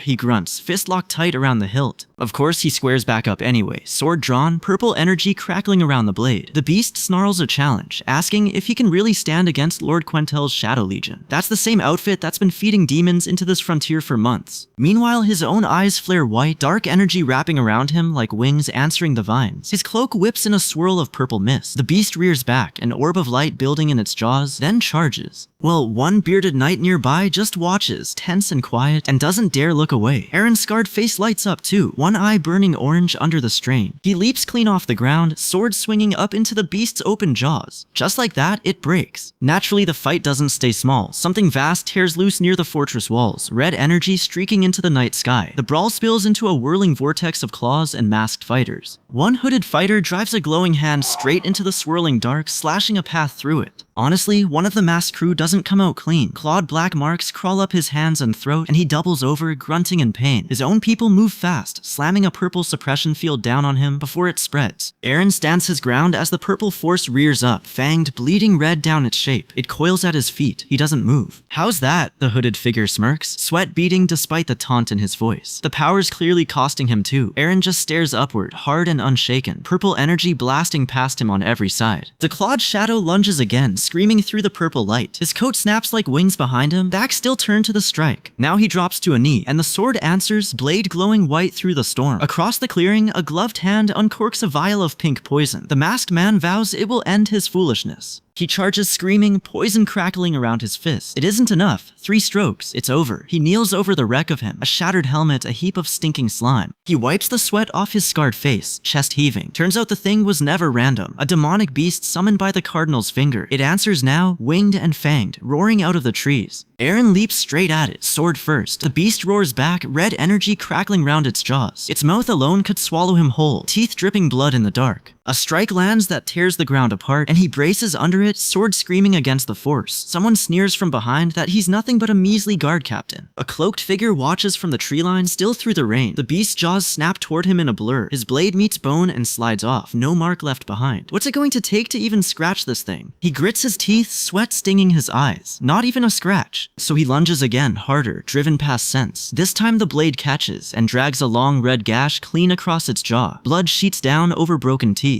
Off in the dark, a watching face twists into a grin nobody expected. Somewhere past the fight, Aaron drifts through a haze of pink light, sword still in hand. Was the whole fight ever about the beast, or just his way in? Either way, he thinks, the infiltration worked. His stern profile hardens, jaw tight under the scar. He taps 2 fingers against his own chest. Come out, you damned demon. Of course, right on cue, the eye in his chest splits open. Something answers, sly as ever, asking if he called. He drops back to the ground, white blade drawn, purple mist curling around him. His glare sharpens, eyes narrowed on the thing across from him. Honestly, he looks pleased about it, considering the state he's in. But it's fascinating, he says, sword crackling teal blue. His hand settles back on the hilt at his belt. Someone across from him reads the mark glowing red on his chest. He's still just a demon underneath it all. They laugh. Blue lightning wraps his blade as he lifts off the ground, weightless, sword ready. Naturally, he doesn't wait for an invitation. The scarred stranger just grins wider, teeth bared, daring him to swing. The blade connects clean, cutting through claw and bone. For a second, it looks like enough. It isn't. The beast rears back, red eye blazing, and lunges in harder than before, crackling with fresh rage. Now Aaron's dwarfed under it, sword low, breathing hard. Sweat cuts through the blood on his face, and whatever comes next is going to cost him. Then it comes, a flash of cyan light tearing across the clearing. Blue lightning wraps his arm as his hair whips with the surge. Behind him, a blood-red rune cracks open in the air, pulsing and wrong. Just like that, the beast goes still, stays down. He walks on alone, toward a wall of wet, pulsing flesh, the lair itself. His jaw sets, and under the cloak, his hand curls into something not quite human. Then he moves, fast, blood already marking the ground, before the strike even lands. The strike lands clean, blood sprays, and the hooded figure drops, silence. He stands there a moment, blood streaked across his face and collar. Without a word, he sheathes the blade at his hip. The clearing beyond is torn open, ground cracked, no sound now. Sleep well, Carter, he says, low, and keeps walking. Carter, dead out here alone? How long has he been lying like this? He leaves the body where it fell. Turns out he's not the only one still breathing out here. Nearby, a woman stirs, a wound glowing faint purple at her cheek, muttering something no one can hear. A purple circle rips open in the ground, runes spinning wide and fast. He looks up, tense, sweat on his face, watching it climb. Something floats inside the light, a shape, suspended, caught in the magic. When the light dies, the woman is on the ground, unconscious, and a hand reaches for her through the dark. Overhead, a beam still bleeds down through twisted black vines. Nothing moves. He gathers her against his chest, cradling her face, and for a moment his eyes are wet. Who is she, and what did that circle do to her? He kneels there in the leaf shadow, holding on, armor scraped, her hair and dress hanging limp. So this is what's been waiting under the mountain. A horned demon, huge, faceless, one glowing eye burning between its horns. Beneath its legs, a tiny figure kneels in the smoke. Dwarf to nothing, bad sign. It looms against the stars, red light dripping off its horns. It towers over the small collapsed shape below, blood pooling from its legs into the smoke. Up close, its head has no face at all, just one point of glowing white between the horns. Of course it doesn't wait for him to catch his breath. He grits his teeth, pulls her close. Shockwave hits. Honestly, there's no getting ready for a foot that size. It slams down toward them and the ground underneath starts to give way. So there's no room left to run, the shadow swallowing them whole. He curls over the woman anyway, shielding her skull with both hands. Is she even breathing under all that dust? One more second, that foot ends them both. Instead, the shard in his chest answers, and light rips the dark wide open. Teal lightning crackles down his blade. How much of that power is even his anymore? Demon or not, the swing doesn't miss. Blades lock in mid-air, lightning arcing between two swords now, not one. Down he goes through a wall of pink-blue light, shield raised, outcome anyone's guess. Meanwhile, the clearing goes still. Just a man alone under pale moonlight, sword still on his back. Of course, right then guards drag in a hooded man, accused of kidnapping a lady. They turn straight to him instead, asking who he even is. He's already lifted Kale's handkerchief as a trophy, holds it up like a badge. Naturally, his shift's over now, so he's already gone, slipping into the dark undergrowth. Job's done for today. Turns out that power's still tearing the sky apart somewhere else. Light against a haze of red, something huge just died. Two knights stand on the beast's own corpse now, sunset behind them. It's still bigger than the hill it's lying on. One of them turns, points off into the distance. Rain's falling by the time they reach it, a body motionless on the path, nobody moving. Someone's gripping a wrapped bundle tight, knuckles white in the downpour. Then a hand reaches for the woman's robe, careful, searching. Now back at the tavern, the purple-haired girl's still off panel, fuming about the whole thing. A knot of guards argues over who has to face a dark mage on inspection. To be fair, blaming whoever assigned it beats actually going. Erin grabs a fistful of her hair, looming over her table. Not friendly. A fist of dark magic slams into a guard, size of a wagon. That's what a false testimony buys you here. Well, a dark-haired man sits on a bench outside, catching his breath. Job's done for now. Honestly, it's beer o'clock and he's already reaching for a full mug. He raises it to a tired-looking guard slouched across the table. Cheers. Just like that, the glow fades, sword resting against the table now. This guy drinks straight from the bucket instead, ale running down his beard. Now, a guard leans in over the tavern table, where a sharp-eyed woman sits, gloved hand ready. Behind them, a broad-shouldered patron keeps his wrapped club slung tight across his back. Someone's hand shoots out flat, blocking a full mug before it even moves. Honestly, one grinning regular's already got a nosebleed from whatever he just saw. The barmaid just stands there, half asleep on her feet. Then a shout for more beer sends the red-haired server scrambling, sweat flying. Now a woman's stare goes flat and hard, shadows swirling behind her. The server drops to his knees, begging her to stop. Too late. Her eyes well up mid-turn, one sharp breath hissing through her teeth. Then the crossbow comes up, loaded and aimed dead ahead, firelight glinting along the string. Of course the server snaps at Aaron, calling him a weasel, since when does he rate a nickname? Aaron just laughs it off and thrusts an axe into the air. Take it. The corridor beyond goes quiet, just a blade and a belt catching torchlight. Then a hooded figure shoves that same axe straight into the server's startled face. He freezes, weapon raised across his chest, sparks crackling through the stare down. Bad move. His eyes go glossy, lip trembling, right on the edge of tears. Just like that, he's roped to a chair, hands bound tight behind his back. So a wagon rolls up to the gate, and a red-haired man looks Aaron over. Not too shabby. Free silver for doing nothing? Aaron will take that deal every time, watching the crested coach roll to a stop beside the guard. A blonde knight shouts, gold light flaring behind him. The red-haired man barks that it's not his business. Wrong answer. One crack from Aaron, and the man's out cold on the floor, muttering about the cold. Behind him, a knot of onlookers stares, still frozen from what they just saw. Aaron just crosses his arms. There is no difference, he says, flat and cold. Across the yard, a blonde man's face goes white with shock. Meanwhile, in the driving rain, a white-haired knight lunges forward, claw-like hand outstretched under a crescent moon. They changed, cut off. Back at the gate, the blonde man hands over silver, stammering an apology to the two grinning men. Then, in the rain, something moves, and it's gone before anyone sees who struck. Well, the blonde guard flinches and spits spits out a curse. Aaron's already past him, glaring at the chained gate. He's growling about the little bastard who tried to short him. Not the kid's problem. He's got the sack now, grinning like it's Christmas. Meanwhile, sunlight breaks over Casterdick's bell tower, banners snapping blue against the clouds. Aaron looks up at the old tower and admits, quietly, he didn't want to come back here. Not with this thing living in his chest. Something hooded and red-eyed flickers behind his eyes, the thing inside him stirring at its own mention. Then a ringed hand clamps down on his shoulder from nowhere. Aaron flinches hard. The rain blurs for a second, then a question cuts through. Did he fight a demon? Aaron breaks out in a cold sweat, the scar tight across his nose. Who's talking and how much do they actually know? So his fist clenches, knuckles cracking. He grabs the loudmouth by the collar and doesn't let go. One shove and they're face first in the mud. All of it, apparently, in hopes of rewarding his strong faith. That's the excuse the church settles on. Aaron's about to find out what that reward looks like. Honestly, the priest holds up a sash so gaudy it glitters on its own. Isn't it amazing, he grins. It might be the ugliest thing Aaron's ever been handed. He forces a smile anyway, calls it an unexpected gift, and means about half of it. Then comes a red book too, pressed straight into his hands. We're no different from family now, the priest declares, so he's leaving it all to him. Just like that, the old man's gone, waving through the gate like nothing happened.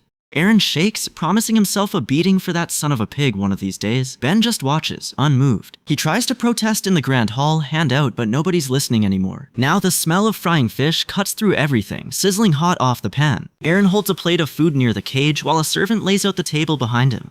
Eat, someone asks, and he blinks like it's a trick question. Turns out the man across from him doesn't wait for an answer. He's got fish in one hand, meat in the other. He's hunched over the plate like it might run. Aaron just stares. What is he even watching? Bare hands, bared teeth. Food disappears faster than it lands on the table. Then, all at once, he slumps back against the wall, stuffed and done. Nothing's left but scraps and a licked clean bowl by the time she comes to clear it. She laughs, asks if they want another one. Of course they do. A shout cracks the quiet outside, sharp and sudden. Not far off, a knight bolts down the corridor at a dead sprint, cape snapping behind him. Gone, just like that. Back at the table, the scarred guard barely notices him go. The servant just keeps sliding plates of fish bread in front of him, one after another. He grins around a mouthful at the next helping, steam still curling off the last one. Someone guesses whatever pulled the knight away must have been urgent, chuckling low. Meanwhile, across town, someone corners Kale about his wardrobe. His armor's still the same plain green, but the robe underneath keeps getting fancier by the week. Gold thread, rich fabric, nothing a guard's pay should cover. At the tavern, Aaron waves off another fish bread and leans in close instead, ready to hear whatever Kale's got to share. Now, somewhere else entirely, a masked man strides fast down a blood-streaked hallway, straight toward the camera. Whoever's watching goes tense in an instant. Turns out that's the story. A one-sided beatdown Kale's still bragging about. Beating someone unilaterally shouldn't count as fighting, right? He asks. All innocence. Aaron just rubs his face, unconvinced. Well, the fury hasn't cooled any. Kale's held back by an arm off to the side, spitting mad about special orders he never asked for. Somewhere nearby, someone else waits tense against a torchlit wall, back turned, saying nothing yet. So Aaron starts counting, low and slow under his breath. 1. Kale's already sweating, teeth gritted at the sound of it. Someone brings up his new honorary conventual title, needling him about it on purpose. A brown-haired man laughs right in his face, loud and mocking. Of course, someone decides to drive the insult home with a finger to his forehead. Know your place as a mere guard, got it? The man sneers down at him. Mere guard? After everything he's carried under that title? Aaron's jaw locks, and something in him just snaps loose. He answers with a slash before the man can even blink. Bad move. Blood sprays the wall on the very next hit. The strike lands square, snapping his head back mid-scream. A second man goes flying clean off his feet from one calm swing. Not even a flinch. Honestly, at this point it's less a fight than a cleanup. This is just a one-sided assault, someone mutters, watching it unfold. Where's number 2 even gone, Aaron wonders. No idea. He's already swinging toward the next one. A bruised face swims into view next, cheeks swollen dark purple, fresh scratches on his forehead. Beside him, a stranger's armor gleams dark and gold trimmed. Naturally, the report climbs straight to someone with more rank. This is, the bruised guard starts, still catching his breath. That guy is strong, he mutters to himself, eyes narrowed. 2 of them watch him from behind, standing near a horse-drawn wagon on the dock. But what's he even been doing since earlier, one wonders aloud. No clue. Now somewhere else entirely. A fist finally connects. Clean hit. The masked, hollow-eyed thing recoils hard, claw marks snapping across its face. Its true form snarls back into view, fangs bared. You puny human, it spits, and the fight's only getting started. Of course the demon isn't done sulking about it. It roars in full outrage, working itself into a real tantrum over the insult. Turns out the rumor's true. Aaron nearly swallows his tongue, hearing it confirmed. Word is the whole fortress got turned upside down. The culprit's still bound and furred on the ground. A masked woman and a cigar-chomping man stand over him, not even fazed. He admits it, grim-faced. He watched the strongest fighter around go to work. Blood sprays the wall behind him.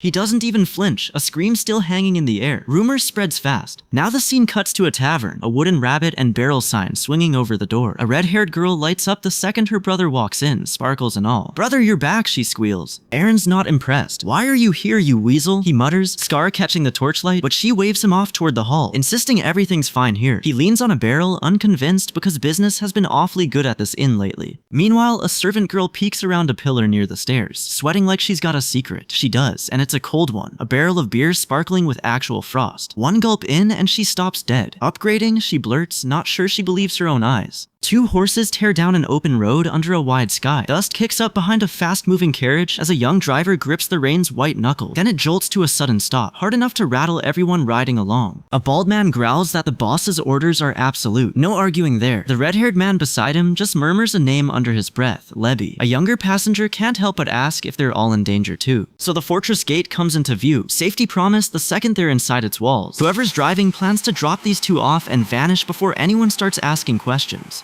At the gate, Aaron watches a grinning newcomer stretch like he owns the place. The man presses a silver coin into his hand, praising him for working so hard. Aaron just yawns through it, bored out of his skull on crate duty. Why do they always think a coin buys them past him? Not today. The bribe giver isn't backing down. If it's not enough, he says, he can always give more. He's clearly more scared of what's behind him than the guard in front of him. A guard nearby snaps his head up, caught off guard by something out of sight. What? Off past the fence, a hooded figure crouches low over someone sprawled on the ground. What's a hood doing crouched over someone in the dark like that? Bad sign. Aaron calls it everyone off the carriage, one by one for inspection. Honestly, his method for spotting trouble is about as subtle as it sounds. Anyone suspicious gets a wooden bat first, questions later. Rain starts falling as some poor soul near the front already looks like he's regretting this trip. Rain slams the checkpoint. A wooden bat cracks straight across a stranger's face. The bruise blooms purple under his eye almost instantly. That's the spark he needs. He rips his sword free, roaring that no inspection should start with a beating. Someone already knows the answer. He started this whole bat business himself. "I only hit them with my hand," he claims. Bat still dripping rain onto the man at his feet. Sure, right past the club, still in his fist. Onlookers scream that a demon is loose in the yard. Another voice picks it up, wailing that they're all demon bastards. Everyone braces for words, maybe a stare down. Instead, a blade drops, and blood sprays clean across the mask. Under the hood, a single red eye burns, the demon showing through him for once. He looms over a woman bound and bleeding on the floor. Turns out that's an old story making the rounds today. The blood fades to daylight, and a man ducks behind the crates, startled by his own memory. So a guard shouts that they've spotted someone suspicious loitering by the cart. Everyone spins to look. By the cart, a man lies dead, blood pooling under a spear still raised. Nearby, the masked fighter kneels, cracked mask, breathing hard through the rain. Meanwhile, Jake is already flat on the ground, just fainted, out cold. Of course, Aaron's already backing off, calling the checkpoint a mess he wants no part of. He grins walking away, and a strange mark flashes blue across his back for just a second. Now the purple-haired girl waits quiet by a storeroom barrel, trying to stay small. A hooded man reaches past her for that same barrel, already set on dragging the kid to his boss. She freezes, eyes wide, sweat breaking at whatever she just heard. Across the room, the hooded man leans on a table, facing down a smirking guard with an eye patch. Naturally, a giant hand settles on her head, testing what magic she can do right now. Aaron just pats her hair, and she decides out loud that this scarred man must know romance. Aaron snaps, "What romance? Since when does testing spells count as that?" he wonders. She flusters instantly, insisting she learns fast, that she was good at everything. Honestly, that memory cuts deeper than her words let on. A blonde woman in a maroon cloak sneers that he never had the brains to learn, only that she was desperate. Was she right? Did he really never have it in him? The same voice boasts she was smarter than anyone. A genius even? A bearded man begs not to be abandoned. Back in the stairwell, an armored knight leans close to the frightened girl. "Anyways," he starts. She shouts back a single word, "Yes." Well, a red-haired man mimes a punch, asking if he should just hit the weasel who's been rubbing off on her. Someone yells brother before he can even swing. Aaron sits dead still while boots stomp past over his shoulder. No flinch, no give. Beside him, the girl fidgets, then admits she's kept something back. A pink rune flashes across the room, sharp and sudden. Aaron freezes in place. What in the world is that mark? A guard bursts in, sweating, and slams both hands on the table. Every man they caught is loose, and one bit clean through his own shackles to do it. "Not my business," he spits, still chewing the broken wood by a body already bleeding out. Well, this guy's already whining about patrol, arm out like it'll save him. Meanwhile, lightning cracks hard over the rooftops as rain pours down. Inside, an old officer roars, "You fools!" Turns out Eren is already beside Kale, jaw tight, ready to lay out the mess. Somewhere in the dark, a face burns red-eyed behind a wall of flame. Word already calls him one of the most feared names to come out of Karzan. Could that old title still be following him? Two guards shout for someone to wait as a stranger shoves past them. "Who's the guard boss around here?" he demands, sweat pouring down his face. Of course, Eren just scowls. Eren grabs the boy by the hair without warning, mocking him for mouthing off to his elders. The boy just clutches his head, wincing through the pain. "Our teacher didn't do anything wrong," the boy insists, voice cracking. "Please," he begs. "Just save him." Eren's eyes narrow. That stingy guy Lebby? Out in the rain, a bearded man finally levels with him. Kiddo, as unfortunate as it is. Two men bolt through the flooded alley and duck under a shelter to breathe. Honestly, one of them has no idea why he's even here. Wasn't trying to escape at all. For a second, it looks like they're just talking things through. Then a blade flashes between them and the talking's over. Now the pair sprint through the rain as a whistle shrieks behind them. The man stops cold, cigarette still hanging from his mouth. No, this. Two shadows step into the alley ahead, blocking the only way out. "Just go through," she snarls, fist already clenched. Then the cloaked figure spins around, and whatever they see stops them cold. A blast of light rips through the rain, and the alley goes white. Two guards freeze, blood drying on the stone, barely able to speak. "The tear-away Eren?" he finally gasps, and Eren just crouches lower, eyes glowing in the dark. He swings hard, screaming, "You fucker," into the storm, steel flashing through the rain. His eyes go white, and something like a grin lights the wreckage above him. Not human. Meanwhile, a woman steps through the wreckage. One man kneels, another doesn't move. Somewhere close, another man hits the cobblestones hard, hands thrown up. Too late. Eren doubles over, gripping his face, a rune flashing white against his side. What in hell is that, and why does it feel like her? Of course the boy's still fighting for his teacher, umbrella clutched tight. Eren's jaw tightens in the rain, and he barks out a name, Furus. Who is Furus, and why is Eren the one shouting for him? Three shapes stand pinned together in the rain, one held fast by a hooded stranger. Eren leans in close, questioning the pale-haired man in his grip. The answer comes low. Someone's hiding out in District 5. He walks off with his sword already drawn, boots splashing through the flooded alley. Somewhere ahead, a stranger's eyes narrow sharply, catching sight of him coming. Then the rain lights up white around a waiting blade. Now two men point and shout, "That guy, it's that guy," backing away fast. Eren grips his weapon tighter, eyes glowing, ready to move. Then the hooded man lunges, roaring. Cloak and blade blur together. A masked man lunges from the dark, teeth bared, blade already swinging. The guard behind him never even turns, and the blade opens his throat. Somewhere close, another man screams, twisting away from the same blade. Well, Eren finally catches on, shouting in alarm that it's an ambush. The masked man just stands there after, blade dripping at his side. Turns out, a bald man's going door to door in the rain, asking the same question. "I'm looking for a girl, purple hair." He asks it again at every door, patient as the rain itself. Now, a blade drops through the rain in one clean arc. It lands, and a hooded guard takes the follow-through across the face, blood spraying into the storm. He grunts through the pain, jaw locked tight. Nearby, Eren and a masked hunter are already nose to nose, eyes blazing with pure hate. Another blade cracks somewhere in the dark, unseen. A man in a brown jacket catches a sweeping slash and goes down hard. The sound of it rips through the rain twice more, unseen blades finding new targets. Close by, a blonde man screams one name into the storm, Dylan. "Just run." Dylan drops to his knees in the flood, hand out. He doesn't get back up. Turns out not everyone in that circle was loyal. One of Pool's own mercenaries kneels to him now, red-haired, and says it straight, "Sorry, brother Pool." The hug looks warm, but Pool's smirking cold-eyed at a man he once called real family. A guard rounds on the masked hunter, roaring, calling him every name he's got. Another man stands there bleeding, whatever he meant to say lost in the rain. Honestly, the fanged brawler still won't let it go, mocking him for the last beating. He's still laughing about it. A blade glints once through the downpour, then lands with a crack that drowns the rain. The pink-haired man screams and stumbles back hard. Just like that, he's face down in the flood, out cold. Now a shape looms over him in the dark, eyes glowing, and somebody nearby curses in pure alarm. Above that shape, a gloved hand is already raising a blade for the killing strike. Well, a red-haired man screams the name like an accusation. "Eren, you shithead. You're not the one I used to know," he keeps yelling. You can hear exactly what that costs him. The rain blurs into streaks as something arcs down hard through the dark. A fist connects. The impact cracks out across the storm. So the knife never gets its chance. Ice bursts outward instead, and debris scatters like snow. A knife? Eren's jaw sets tight, and his fist answers first, landing before the attacker can move. Naturally, the pink-haired man looks up, spots him, and goes pale. "Weasel," he blurts before he can stop himself. Eren's head snaps around, since when does a lowlife get to hand out nicknames? Of course he's already caught the trick. The man on the ground goes stiff mid-scream, eyes rolling back like he's out cold. Eren just laughs, hauls him up by the collar, still pretending to pass out. He turns on the rest next, a bald guard freezing stiff in the rain, waiting to hear his own name called. Claws out, blade half drawn. Eren asks if he's the loser who already took a beating from somebody else tonight. Turns out the bald guard thinks he's actually got a shot, blade raised high. Eren's answer lands first, gold trim blurring through the rain. The real fool falls for the feint. A crack rings out, and that's the whole exchange. Everything spins for him after that, the street folding into a blur. Something crashes in from above. He drops flat, back hitting stone with an ugly thud. Honestly, Eren's grinning through his own black eye, needling one of his men for getting dropped earlier by a mere weasel. Bad timing for that story. A bald man squares up on someone and demands to know what dragged him out to a backwater like this. The answer comes back flat. He's hunting somebody, a short purple-haired girl. Why is a stranger after a kid? Meanwhile, Eren just watches, rain running down the old scar on his face. Out of the storm now. He keeps his eyes sideways on the pair, and the whole room reeks of trouble. The thing in his chest surfaces, both eyes burning red in the dark room. Why hunt a kid this long, he wants to know. He won't hold back again unless they start talking straight. A hit lands before either of them can answer him properly. Blood shows at his mouth. Beside him, a red-haired man goes rigid, cursing the woman who got the better of him. The bald man wipes his mouth and finally places the face in front of him. Not a stranger, he starts the same threat he's thrown before. He never gets past the first few words before his face drops straight into the mud. Word of it spreads before the rain even lets up. Another of the girl's hunters, gone. Eren just stands over the body, breathing hard, and mutters a tired huh. Then he walks off into the rain, mind already somewhere else. I want to drink beer. Meanwhile, the rain just keeps coming, streaking down over rooftop after rooftop. Petals and debris drift through the downpour, the whole town gone quiet under it. Somewhere under those tiles, the night finally turns into morning. Turns out somebody's already awake and jumpy, flailing upright at the first sound of footsteps. Then the door opens on Eren, Ben crowding in right behind him. Relief floods the guard's face the second he sees who it is. Eren grins that unsettling scarred grin of his. Yeah, how's everyone's injuries doing? Rich, coming from him. So the mood flips just like that. A red-haired guard yelps as Ben holds out a whole basket of bread, stern face and all. Breakfast apparently beats another lecture. Of course, Eren just grins, eyes flashing yellow, and notes there's a captain's portion in there too. The whole unit slumps around the candlelit table, heads low, done in. One guard just holds his skull like it might crack, an armored figure looming behind him. Honestly, only this crew serves beer with glowing ice cubes in it. One guard nearly drops his tray when her skirt snaps out mid-turn, and Eren yanks her back by the shoulder before anyone gets hurt. She just stares into the mug, flat and unimpressed, wondering since when beer glows like that. Now he looks her way, quiet, Scar catching the low light. He starts to ask her something, and she goes still, waiting. He asks what she wants to become someday, some kind of dream. She goes quiet, eyes wide and wet, working hard on the answer. Then it comes, soft and certain. I want to live. She holds up a little board for him, hopeful, both hands out. His scarred face gives nothing away, not for a beat. Then the grin breaks through, and he just says yes. He rests a hand on her head, tells her to work hard too. Deal's done. Meanwhile, a woman lingers by the door, watching him with worry she doesn't voice. The room goes quiet, just a lantern flame swaying in the draft. Now she's the one holding the tray, back in her serving dress. She fidgets with her braid, nerves showing through. She looks down at her own feet. Do my best. Of course the shopkeeper snaps before Eren said a word. Buy it or get lost, he barks. No patience today. Turns out somebody in the shop already knows exactly who he is. A customer leans in and points him out. Quiet. That's him. The shopkeeper's whole attitude flips. Sly grin, leaning in close. 50 silver a bottle, he says. Half the usual price. Half price. Just like that, Eren's grinning ear to ear, giddy as a kid. Honestly, Eren won't stop thanking him the whole walkout. It's Ainz who got him the deal, and everyone hears about it. Ainz just waves it off. It's nothing, he says. Then he's gone, off to other business, waving the whole way. His eyes narrow, watching Ainz disappear into the crowd. You know that look never means good news. Well, somewhere else in the house, a servant's already holding up a whole cake. It gleams on the plate, sparkling like it's the main event now. Ben's cake war starts before it even begins. Someone's already stolen a bite right off the top. Bad sign. His grip tightens on the plate, knuckles white. Across the room, the culprit just smirks, blowing out a slow, satisfied breath. Meanwhile, Eren is out on the wall, chewing through another slow patrol. Boots drag past leather straps and buckled armor. Nothing urgent in sight. Up on the rooftop, someone grumbles that orders are orders, so what choice is there? Then the commander lays it out flat. No off-duty, not for a month. Guards freeze mid-thumbs up, mouths open. Someone starts screaming that he's a demon.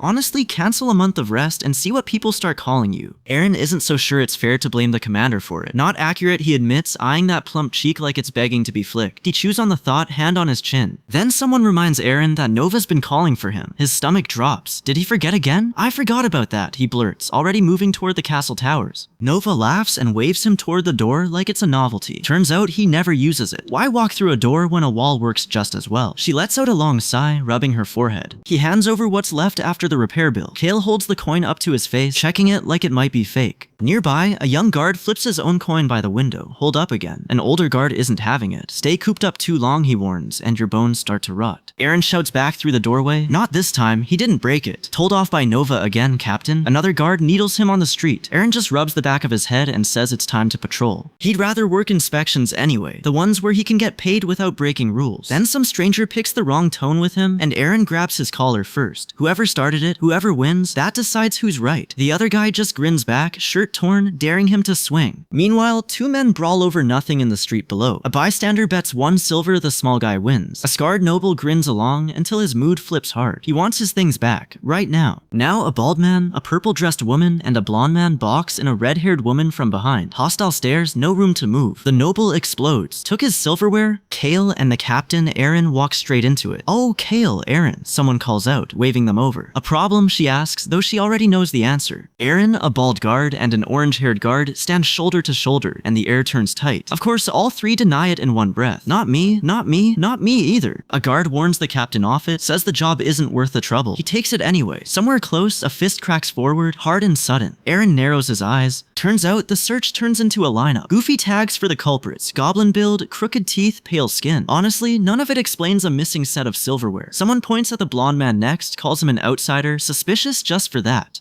Eren just grips his own jaw, glaring. Why's everyone this jumpy over cutlery? The blonde leader gives the order. Dig around, it'll turn up. Everyone falls in line and starts the search. Off to the side, something watches from the dark, one eye glowing against a starry black. It settles, quiet, on the orange-haired guard. Meanwhile, a guard snaps at someone mouthing off about the job. Guard work isn't as easy as it looks. He barks. Eren grabs a hooded guide by the head and shoves him forward. Vivian close behind. Otherwise, lead the way already, he snaps. Eren turns it over. Those reactions back there, what were they hiding? Something clicks and he looks up with a sharp grin. Good timing, he thinks. He's just getting bored and now this. So the search moves into the mansion, past portraits and gilded frames. He clocks one stiff old painting. Same scowls, same family, naturally. Sitting back, he calls it early. The silverware isn't in this house. Well, a crash sounds from overhead. A scramble, someone hits the floor hard. He snaps his head up, alarmed. Nearby, a guard's face goes tight, sweat beading, eyes sharp with nerves. Elsewhere, another guard is still fuming about gossip, cutting board in hand. Adultery's a felony, right? She snaps. Tired much? The search finally reaches a cluttered study. One candle burning over stacked books. Open on top, strange symbols ring a diagram. Half a magic circle. Odd stuff to find in a house robbed over spoons. Two heads whip round at the noise, and the blonde guard goes pale on the spot. Eren's already flat on the floor, cheek to the rug, staring into the gap behind the shelf. Something's wedged between the spines. A bracelet catching the light.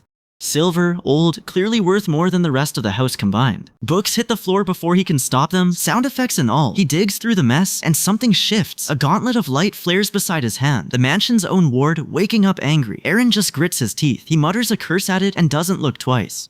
Of course, a scoundrel walks straight through somebody else's magic trap. He straightens up, bracelet in hand, and grins at the blonde guard. Feel free to keep it, he says. Meanwhile, the bald guard jogs up the cobblestone path, calling out to the captain. His actions since earlier were suspicious too, he reports, nodding towards someone off in the crowd. Eren just smiles, slow and wide, scar catching the sun. All right, he says. Whatever's coming for that suspect, it won't be gentle. A guard at the door promises to search the place top to bottom the second he's inside. The servant behind him goes stiff, sweat beading on his forehead. Turns out the whole property gets the same treatment. Something pale peeks out from under a haystack and nobody thinks to look twice. A pink dress swishes past. Somewhere in the rose garden, a horse ends up wrapped in ribbons and flower petals. It looks like it's dressed for its own wedding. Honestly, this search has stopped being about silverware. Well, one bearded guard's been sweating through the streets all day, footsteps pounding behind him. Somebody claps him on the back anyway. Good work, keep it up, someone tells him. Just like that, he relaxes. Should we head back, someone asks, as the sky goes orange behind them. They end up someplace warmer. Torches line a stone hallway as the group files in past a heavy iron-banded door. So, dinner's already done and the table's picked clean. Eren leans over his mug while Purpley hovers behind him, quiet as ever. Somebody notices the look on his face and asks what's with that expression. expression. He just narrows his eyes over the rim and drinks. A faint glow flickers at Purpley's feet, gone before anyone clocks it. Somebody praises the captain for working so hard on the case. Since when did digging through a noble's bookshelf count as hard work? Aaron wonders. Is that so? He mumbles, forcing a grin, Scar tugging at the corner of his mouth. Purpley looks up at him, cheeks going pink. Aaron's smile turns sly, like he's already 3 steps ahead. Why is the bracelet still sitting on his own wrist, he wonders. Not that he meant to, he just never gave it back. You like this bracelet? He asks, holding it up. Purpley ducks behind a wooden board, trembling, face burning red. His gloved hand lifts the bracelet like a small crown and settles it over her head. Light flares bright the second it touches down, and her eyes go wide and shining. For 1 second, the whole room seems to hold its breath around her. Aaron sits with his head down, already somewhere else. He owes someone fish bread for this, he decides. For a second, his eye flashes red, the scar on his brow catching the light wrong. Meanwhile, back in the capital, the man whose house Aaron just searched is losing it. Of course he's furious. Someone broke into his study. The nerve of that guard captain. He seethes, knuckles white over a book. Same night. Back at the shelves, Aaron spots something wedged between the books, a glint he almost missed. A servant snatches for it, hand darting up in alarm. That bastard, the noble screams, veins standing out. Touching his bracelet, he calls it unforgivable. He squares up, back straight, waiting for whatever's next. It comes anyway. A huge clawed shape lunging out of the dark. A slash of red light rips across the room. Something slams into him hard enough to snap a head sideways. Aaron just lifts a hand. Nothing. He doesn't even blink, his eye flaring marble red instead. What was that even supposed to do, he wonders, already bored. Someone nearby goes pale watching it happen. Not even a knight, no aura training, someone mutters, and he just shrugged off real magic. Rumor of it will beat him back to the fortress by morning. Cut back to the tavern. A vast purple eye opens over the small girl, slit pupil huge and wet. Miles away, Aaron's shoulder aches for no reason at all. What's happening to her right now, he wonders, gripping it. Honestly, the noble's still going. And he even took that bracelet too. He tells whoever will listen, sweating through the whole story. Turns out the knight has somewhere else to be too. Under a church spire and cold moonlight, a dark-haired stranger studies the girl beside him. My mission is always, he starts, and doesn't finish out loud. She just grins up at him, too wide, gold eyes gleaming like she already knows how this ends. Now, back at Casterdick's gate, a guard comes running, calling for the captain. Scar turns sharply at the shout, one eye still bruised from last week. A carriage comes tearing down the road, horses flat out. It blows past them close enough to feel the wind. No slowing, no signal. Aaron's head snaps up, Scar catching the torchlight.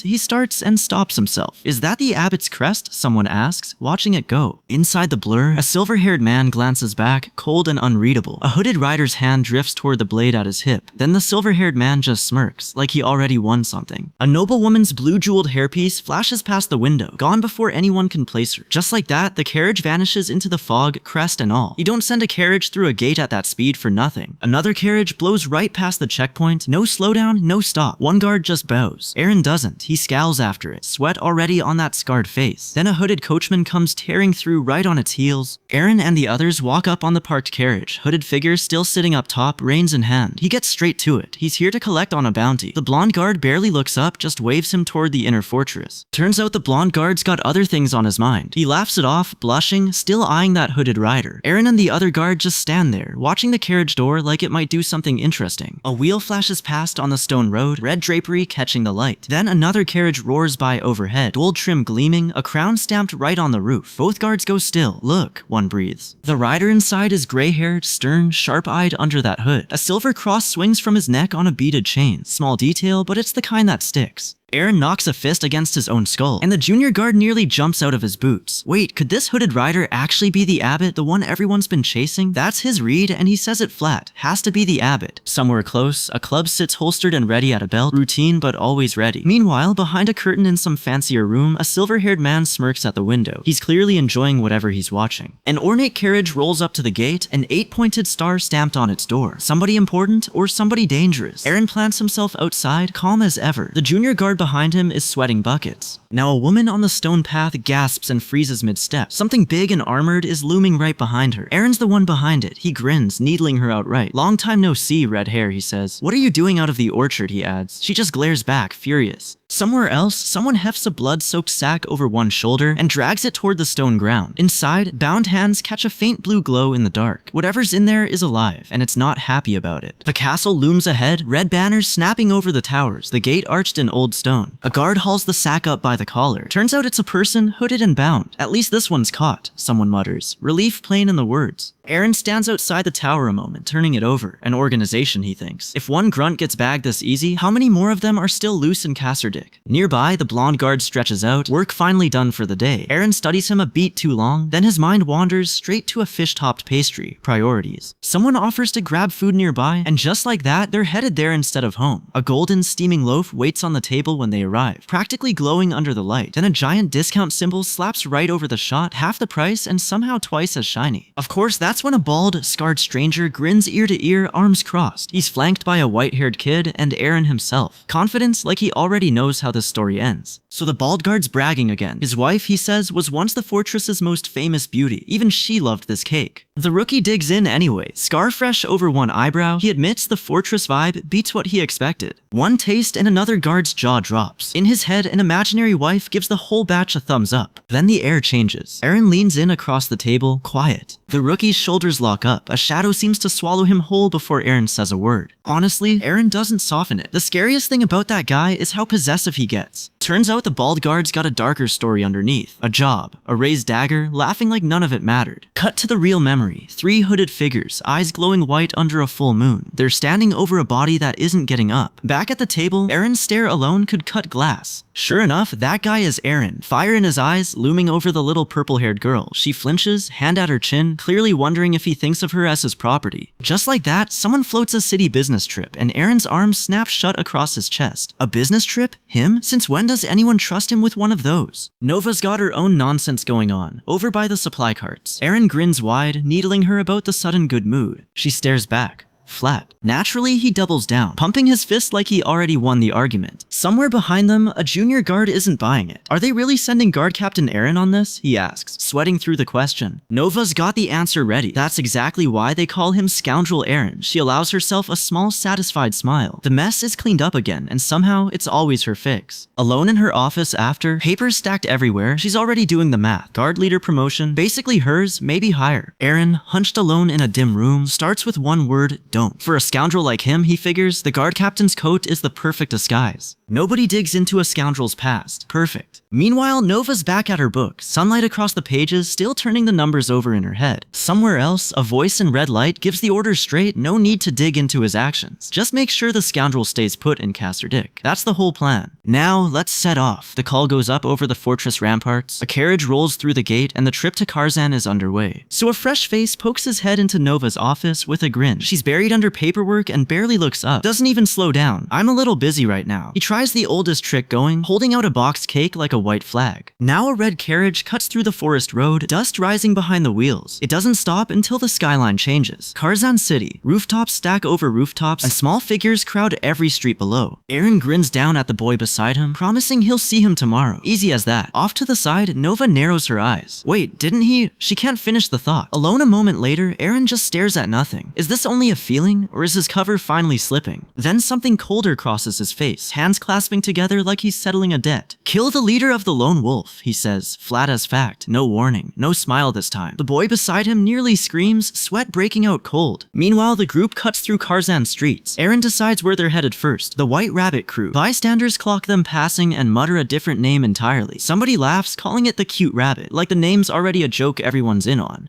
Turns out it's not just a nickname. Round the corner sits a tavern, masked men at every table under a rabbit banner. This is the Cute Rabbit's base. Inside, a masked heavyweight flexes at the table just to remind everyone he can. Across the room, a cloaked figure mutters a threat under his breath. If the third-level administrator admits to it now, he says, there'll be trouble. Then the door slams open. A bearded man spins toward it, and the hooded woman beside him flinches hard. Honestly, it doesn't take much to start a fight in the city. Someone accuses Aaron's crew of stinking the place up. A hooded stranger grabs his collar from behind. Down the street sits another tavern, the Drunken Widows, run by a faction called the Frosty Dagger. Nova tries not to go in. Too late. Someone's already spotted her and called her out by title, the administrator. Night falls, full moon over the rooftops. A silver-haired man throws the first swing, confident he's got the edge. He doesn't. Aaron barely moves, and the bigger man staggers back instead, blood on his face. Someone behind them suggests turning back. Aaron just tilts his head. Why stop now, this deep in? Rain starts falling, and for a second the street goes dead quiet. That's the first reaction, just silence. Then word starts moving. This guard isn't like the others. By the next corner, it's already turning into rumor. None of that changes his mind. He's not stopping until he finds the boss, wherever the man's hiding. Smash every doghouse before this starts, he says, grin widening in the rain. Nearby, a pale-haired kid just stands there, staring at nothing, eyes hollow under the streetlight. Aaron's grin goes dark, shadowed now, and it says exactly what's coming next. Down the block, a bigger man hauls a limp body over his shoulder, fist still clenched. Whoever that was, he's not walking away from this on his own. Karzan burns under a full moon, rooftops catching one after another. Embers ride the wind over a mark no one wants to see twice. Down in the smoke, a spiky-haired watchman gives his name Gurn. He watches the blaze and wonders if this is what real war feels like. War or not, he says. His only job is to stand right here. Now Aaron, hood up, calls him by his post. Gatekeeper. A blade hisses free somewhere close, though no one's drawn on him yet. Hey, he says with a smirk, and Gurn eyes him back. Drunk, maybe? Guarding this spot, Gurn says. That's the job, plain and simple. Other outfits don't even bother with gatekeepers. The stranger needles, grinning wide. Gurn's voice drops cold. Watch your words. Turns out this city trades whispers about a man who burns his enemies to ash before they can scream. Something worse than fire, they call him. A knight guarding what the flames can't touch. Gurn doesn't know it, but a cold finger of dread runs down his spine anyway. Thanks, Gurn, Aaron says, gripping his shoulder like an old friend. Every living thing dies eventually, he adds, so Gurn better be good at something too. Gurn's eye goes wide. Somewhere across the rooftops, under that same moon, Aaron is losing it. Honestly, he says, somebody just strolled right in like he owned the place, breath still ragged. Back at his post, Gurn watches the moon slide between the roof beams. For a second, he lets himself think about the one thing he actually wants to do. The scene cuts to the castle silhouette over Karzan's rooftops. Next stop, already waiting in the dark. Meanwhile, Aaron flattens against a wall, tracking footsteps only he can hear. 40 men, that's what Gurn let slip without knowing it. Is that really all standing between him and the boss he came for? From the shadows, Aaron watches a figure creep down the stairs, blade ready. A woman crouches below, defenseless. Does she even know how close that blade already is? Later, he's on his knees in a dim hallway, bottle after bottle emptied around him. Of course, that's when he goes down face first among the wreckage. For a second, the Reaper looks like nothing more than a drunk on the floor. Then the chapter turns. Karzan's night isn't done with him yet. A gloved hand closes on a red-haired man's chin before he can even flinch. Then the impact lands. Grinning, Aaron looks him over. You're that knight? Looks like it. Is this really the one they warned him about? Across from him, the stranger steadies his own nerve. Fight well, that's the whole plan. Meanwhile, a masked recruit levels his blade at a slouched drinker. The man just smirks and takes another pull from his bottle. The recruit trains every single day, and it shows in how he stands. Problem is, the drunk stagger is an act. His knife catches the firelight, and for a second his whole shape seems to glow. Blades meet, and blood splashes the stone. Sparks fly as the recruit blocks the first real strike. Something shifts behind his eyes. His grin goes wide and wrong, bloodshot and unblinking. Just like that, he's fighting like an entirely different person.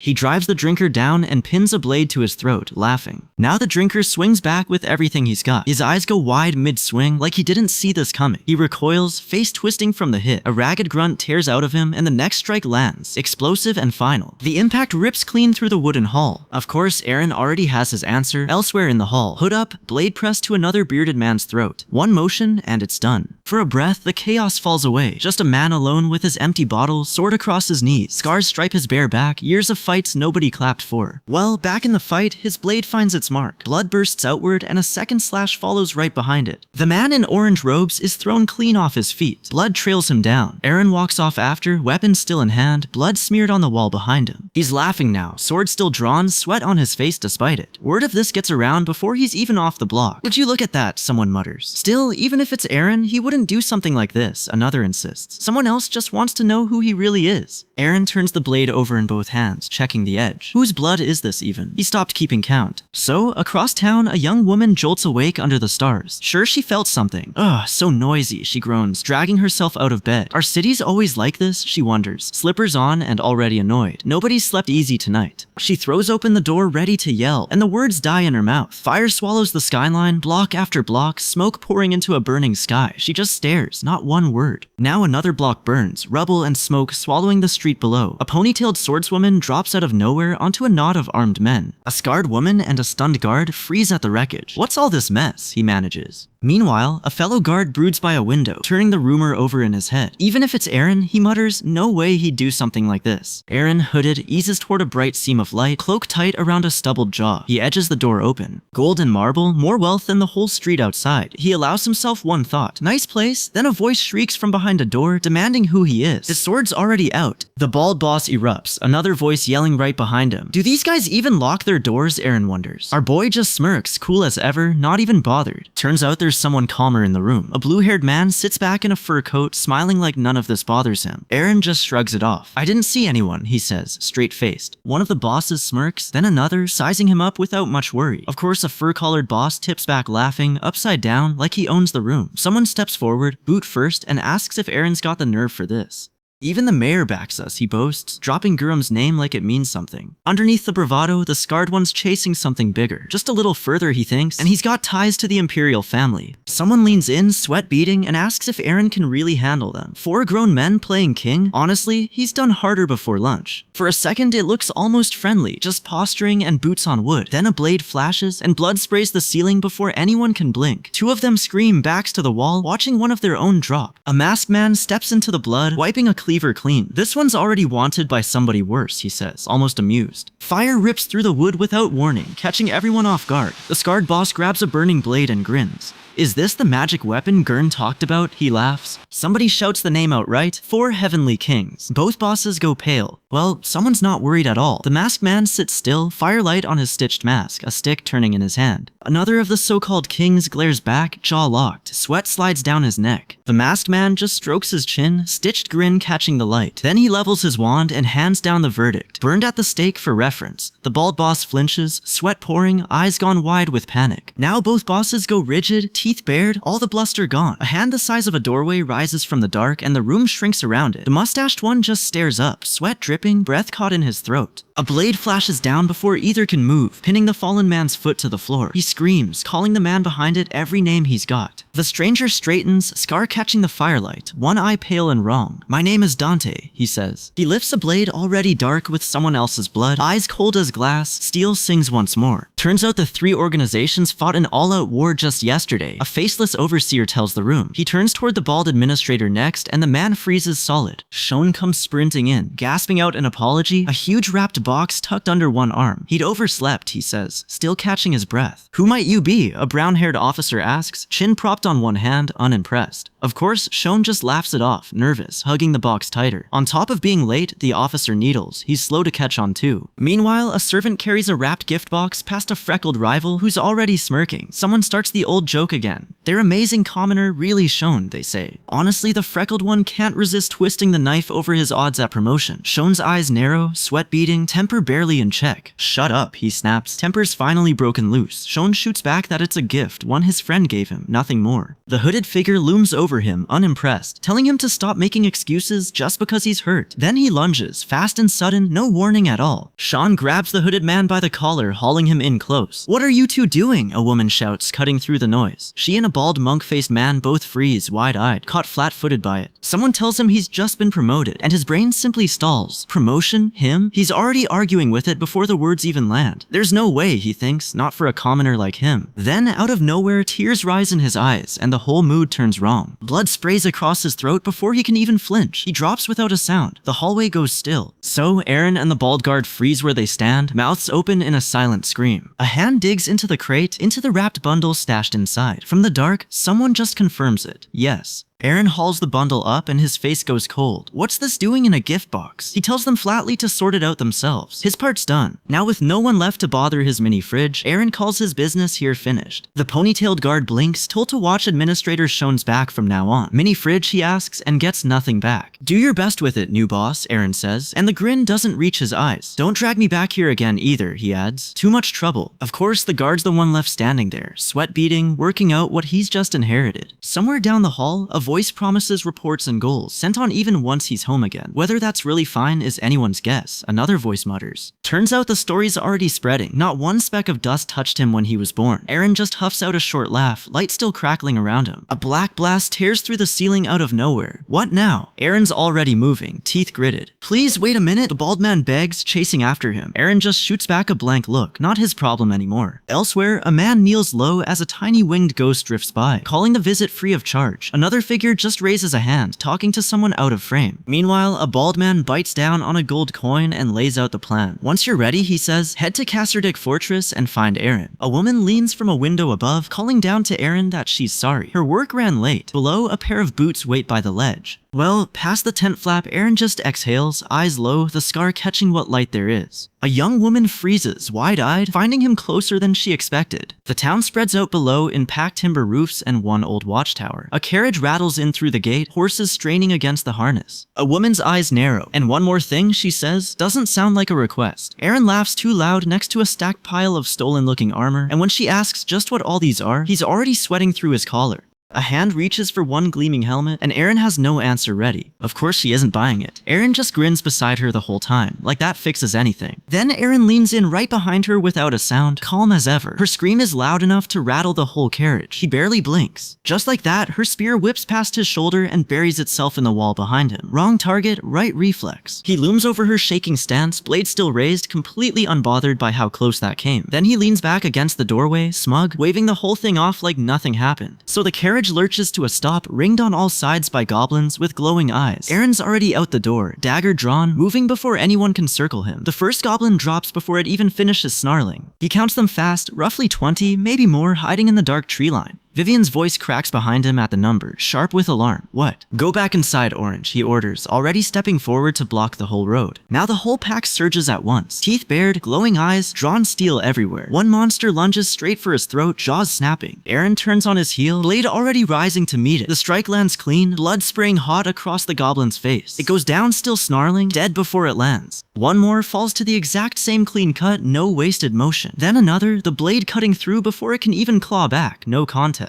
Meanwhile, another guard looks up a beat too late to matter. Two more of the things drop straight down on him from above. Aaron crouches over the last kill and pauses, frowning. Goblins don't hunt in tight formation like this on their own. Something about the whole fight still feels wrong to him. Are you finished, Aaron? Orange calls out from the carriage window. Yeah, he says, and that's the entire report. He wipes the blade clean and stops on the color underneath. Black runs straight through the red, and that isn't normal at all. Turns out these goblins are being steered. The same black magic trailing every attack lately. The same old fear surfaces again, sharp and immediate as before. Are they after the lady? Still. Well, somewhere above the whole mess, a tired voice sighs about hating bothersome work like this. Turns out that's exactly why the roads had all gone so quiet lately. Meanwhile, back at the gate, Aaron is already needling some other guy, hand hovering near his back like he's one shove from the mud. A rider comes tearing down the dusty road fast enough that people start shouting. The scarred face turns sharp, catching sight of something up ahead. Isn't that Aaron? Someone gasps, and recognition spreads down the street in seconds. He's barely off the horse before he's parked on the loop sack, grinning through the road grime. Monsters jumped him twice on the road home, so he stopped to scrape it off first. Rough trip. Something claws its way up out of the sack, going straight for the shiny loot inside. The girl beside him panics and swings, blade whistling past his ear. She's already apologizing before the swing even lands. The red-haired guard next to them looks more scared than Aaron does.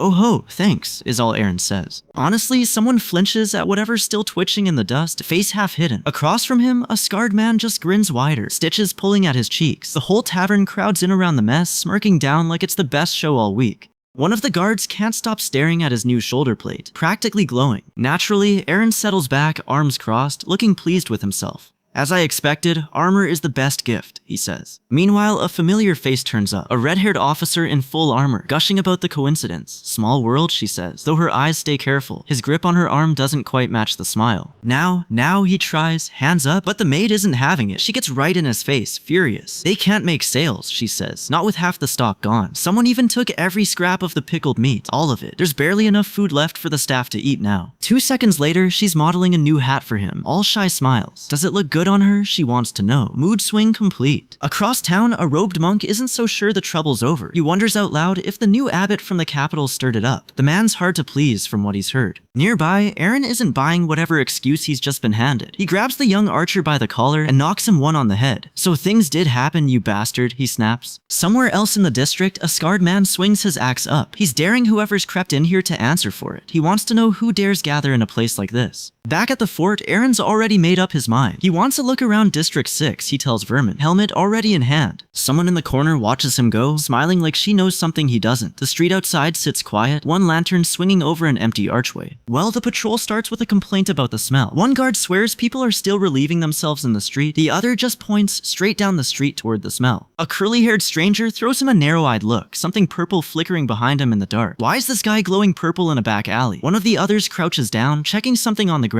Steel comes out fast. Aaron's blade already already up before the alley finishes echoing. Nobody moves, nobody breathes. Turns out it's just a stranger, blonde and grinning, one hand loose at his collar. "Greetings," he says, easy as anything. Working hard on patrol, he needles, like something's the matter. Aaron's glare doesn't waver, Scar catching the low light. What's this Joker's angle? The blonde just smirks wider, like he's enjoying it. He smiles wide and says, "Alright, my friend George," but his eyes stay flat. Aaron's hand finds his sword hilt anyway. Behind him, another man just smirks, arms crossed, already pleased with himself. Then the order cuts through the rain. "Strip, right now." One guard's face drops. Two men peel their shirts off under guard. Ink crawls down one man's stomach, spider-like. Stitched scars cut across the other one's chest. A silver coin turns up tucked at someone's belt. Aaron's stare goes flat, narrowed hard on the scar in front of him. Three more watch from the alley mouth. Backs turned, faces hidden. The one they call Scar is out of excuses now. Words already out. Meanwhile, across town, the street empties out for a beat. Then a sweating old priest corners Aaron, using his church title, Honorary Conventual. "Ah, you," he blurts rattled. Aaron's face tightens, wary. What's the old man really after? The priest snaps back that this is exactly a priest's job. Turns out Gold changes his mind fast. More promised if he pulls it off. Just like that, Aaron's grin says yes before his mouth does. New face in the story, Abbot Brighton, robed and stern by a window. 3 hours pass. Aaron's still stuck on a stool, waiting. Our boy's sweating through the lecture again. Same complaint every single day. An old monk watches from the corner. Word is, the abbot loves calling people out. Ledger in hand. Of course, the crowd eats it up, cheering the hooded man on. You can guess how Aaron feels about that. His glare turns sharp and cold. His shadow looms right behind the abbot's now. Why not just take the shot? No excuse to hit him. Well, a new day breaks over the rooftops. Somewhere in it, a scarred stranger's face goes tight and grim. Close by, stitched fabric hides something no one's naming yet. A gray-haired man stands with an empty word balloon, giving nothing away. He waits before a closed door, then knocks once, sharp. The courtyard empties out under a fading gold sky. Just then, a blade lands first, and it isn't his. Aaron staggers into the fence, blood soaking his sleeve. Something bigger steps out of the dark behind him. The orc he's already cut roars through the pain and swings again. Aaron slides under the arc and lands one heavy cut. His face comes up scarred and soaked, eyes already on the next kill. A second creature comes in fast, fists first. Aaron's blade answers before it lands, eyes flaring red mid-swing. Two corpses down, his own shirt soaked red where something got through. Past the fence line, someone else is already down. A white-haired man face first in his own blood. The only groan out of him sounds like a name, Pruh.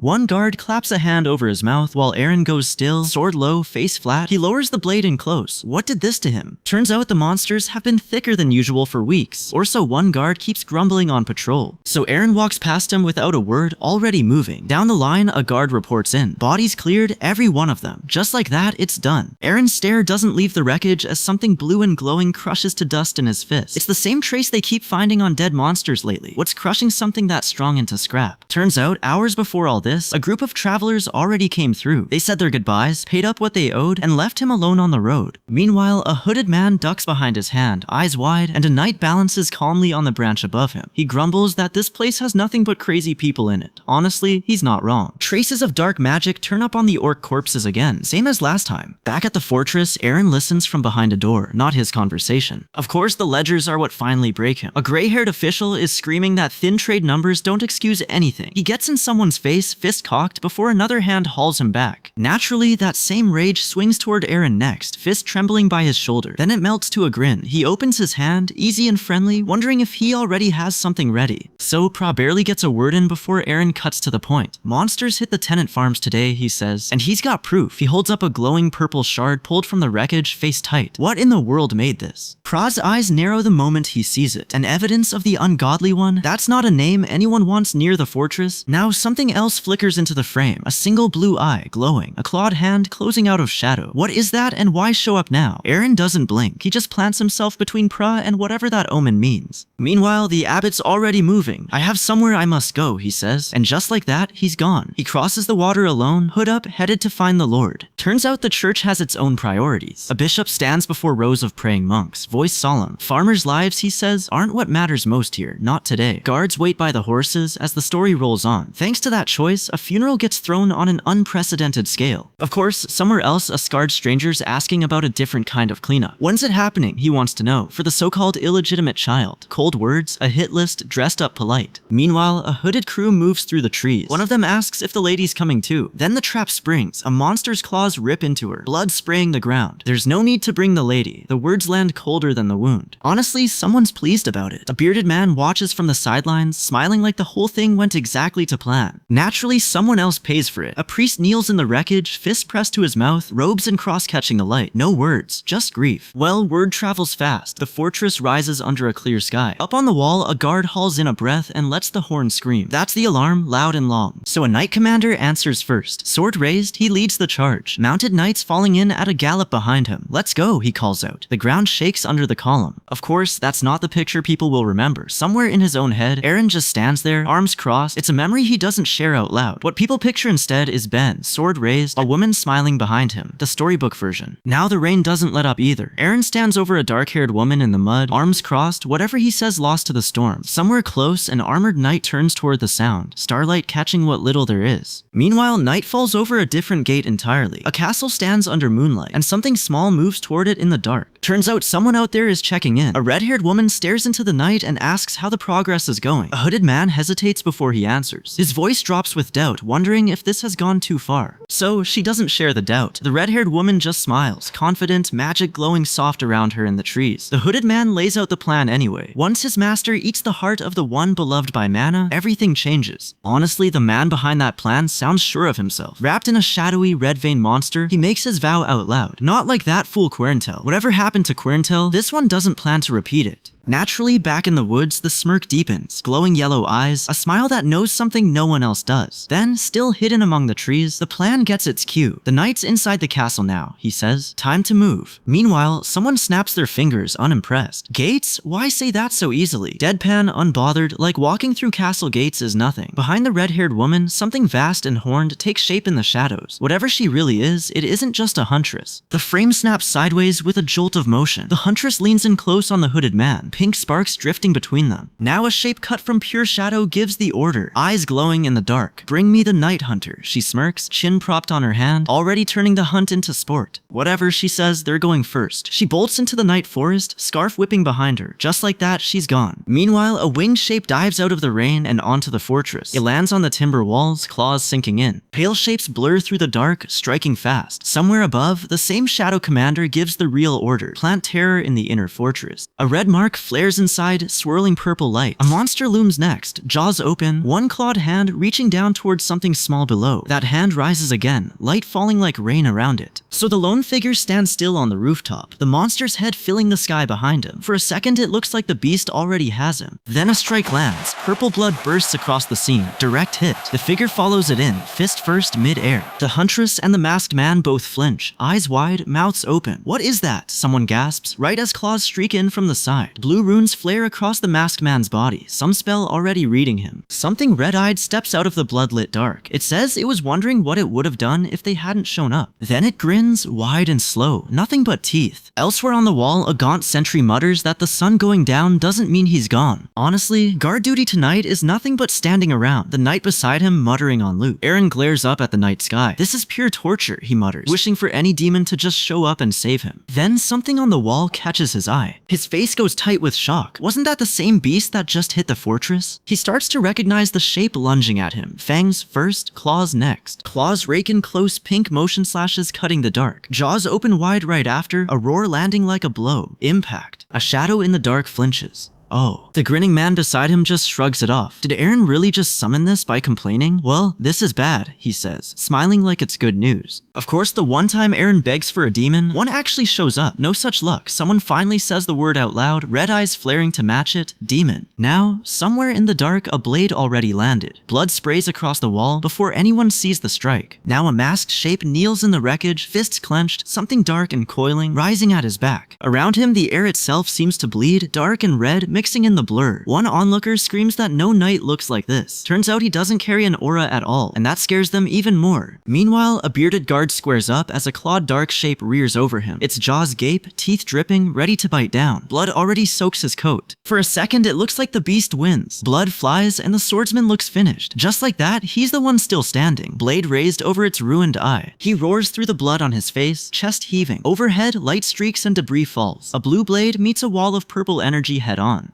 One-eyed and cloaked, a stranger trades blows with a shield-bearing knight. Shapes loom out of the dark behind them. A chorus of fanged faces screams over the blood. The red-haired huntress finally cracks. Furious, they sent her nothing but meat, not knights. "I'm going to kill you all," she snarls, hand already reaching out. A dark-haired fighter meets her charge blade first. Well, the strike lands hard, and Blood answers it. She flinches back, stunned, mouth open on a question she doesn't finish. For one heartbeat, the two of them just stand there, blade length apart. Another slash rips through, blood arcing wide. Steel rings off a knight's shield somewhere close, and a shape goes down hard through shattering debris. Eren wipes the blood off his slashed cheek, breathing hard, eyes murder bright. 3 cuts now, 4? He's lost count. Of course, someone else yelps and jumps back from whatever's lying in the moonlit grass. Bad sign. A hooded man grins wide, eyes too bright for anything good to follow. Honestly, that grin never means anything good. Trouble, clearly. The blade drops toward the fallen mage's armored chest, ready to finish it. One clean cut and this mage never talks. Is that really the plan? Hold on a second, Eren cuts in, and the strike freezes mid-air. Now the armored woman wants their plan first, not just another corpse, though her own conscience catches up fast. Conversing with a demon is a sin, she says quietly. Eren doesn't flinch. It's simple triage to him, a way to stop more people from dying needlessly. Behind her bloodied blade, the hooded prisoner just sweats it out, saying nothing at all. A masked swordsman doesn't wait around for more talk. His blade comes down fast in a blue-white arc, blood bursting wide across the frame. The hit lands hard, a garbled scream tearing out of the wounded man's throat. Blood everywhere. Cornered, the hooded mage cracks. Purple lightning crackles and crawls up both his fingers. He shouts out the truth. They're the Dark Mage Gathering, the Assembly. Eren catches the name right away. Since when do Dark Mages bother naming themselves? Turns out the masked swordsman still isn't finished with him. He drives another slash home, blood spraying wide, but Steel answers back this time, a stray cut opening on his own cheek. Eren stands there in the bloody wreckage after, sword held low at his side. Nearby, the masked swordsman murmurs it to himself. The inner fortress, huh? Eren's stomach turns hard on that thought. Their real target's the fortress? Meanwhile, word already crawls through the ranks. There might be an attack on the fortress. Somewhere else entirely, a hooded figure grips his sheathed blade tight. He swears to himself he won't get careless again, not like last time. Of course, a knight standing nearby is busy talking himself up again. Not much to look at, sure, but plenty strong underneath. Our boy Ben. Just trust me, buddy, he grins at his partner. Honestly, Eren isn't buying a single word of it. Ben wasn't much use in the last 2 fights either, to be fair. Still, he's a knight. Surely he won't get wiped out again right away. He stands there under the moon, blood-streaked, staring at the castle, a while before he moves. So, someone shouts down through the carnage, calling out 2 titles at once, Inquisitor and Honorary Conventual Eren. A silver-haired man leans out, waving, calling again to see if he can hear him. Eren just yells back that he's already on his way. Looks like I need to say a prayer, Eren jokes, blood dripping down his jaw. The armored woman standing beside him just glares back, flat and unimpressed. 2 wrecks standing there, deadpan, both covered in scrapes. Elsewhere, a knight bolts forward hard as someone else turns and runs. Now, 3 more figures reach a massive gate, ancient and lit from within, dwarfing them all. Naturally, one red-haired guard yawns through a question, and the guard beside him just glares, displeased. A weathered, heavily bearded man stares off into the dark, and something about him feels like it matters. Then a hand grips tight as a sudden strike flashes through the dark. Who goes there? Identify yourself first, a guard challenges the shape closing in. Nearby, a red-haired figure just freezes up, eyes wide, sweat beating fast. The guard never even sees the blade arcing in toward him.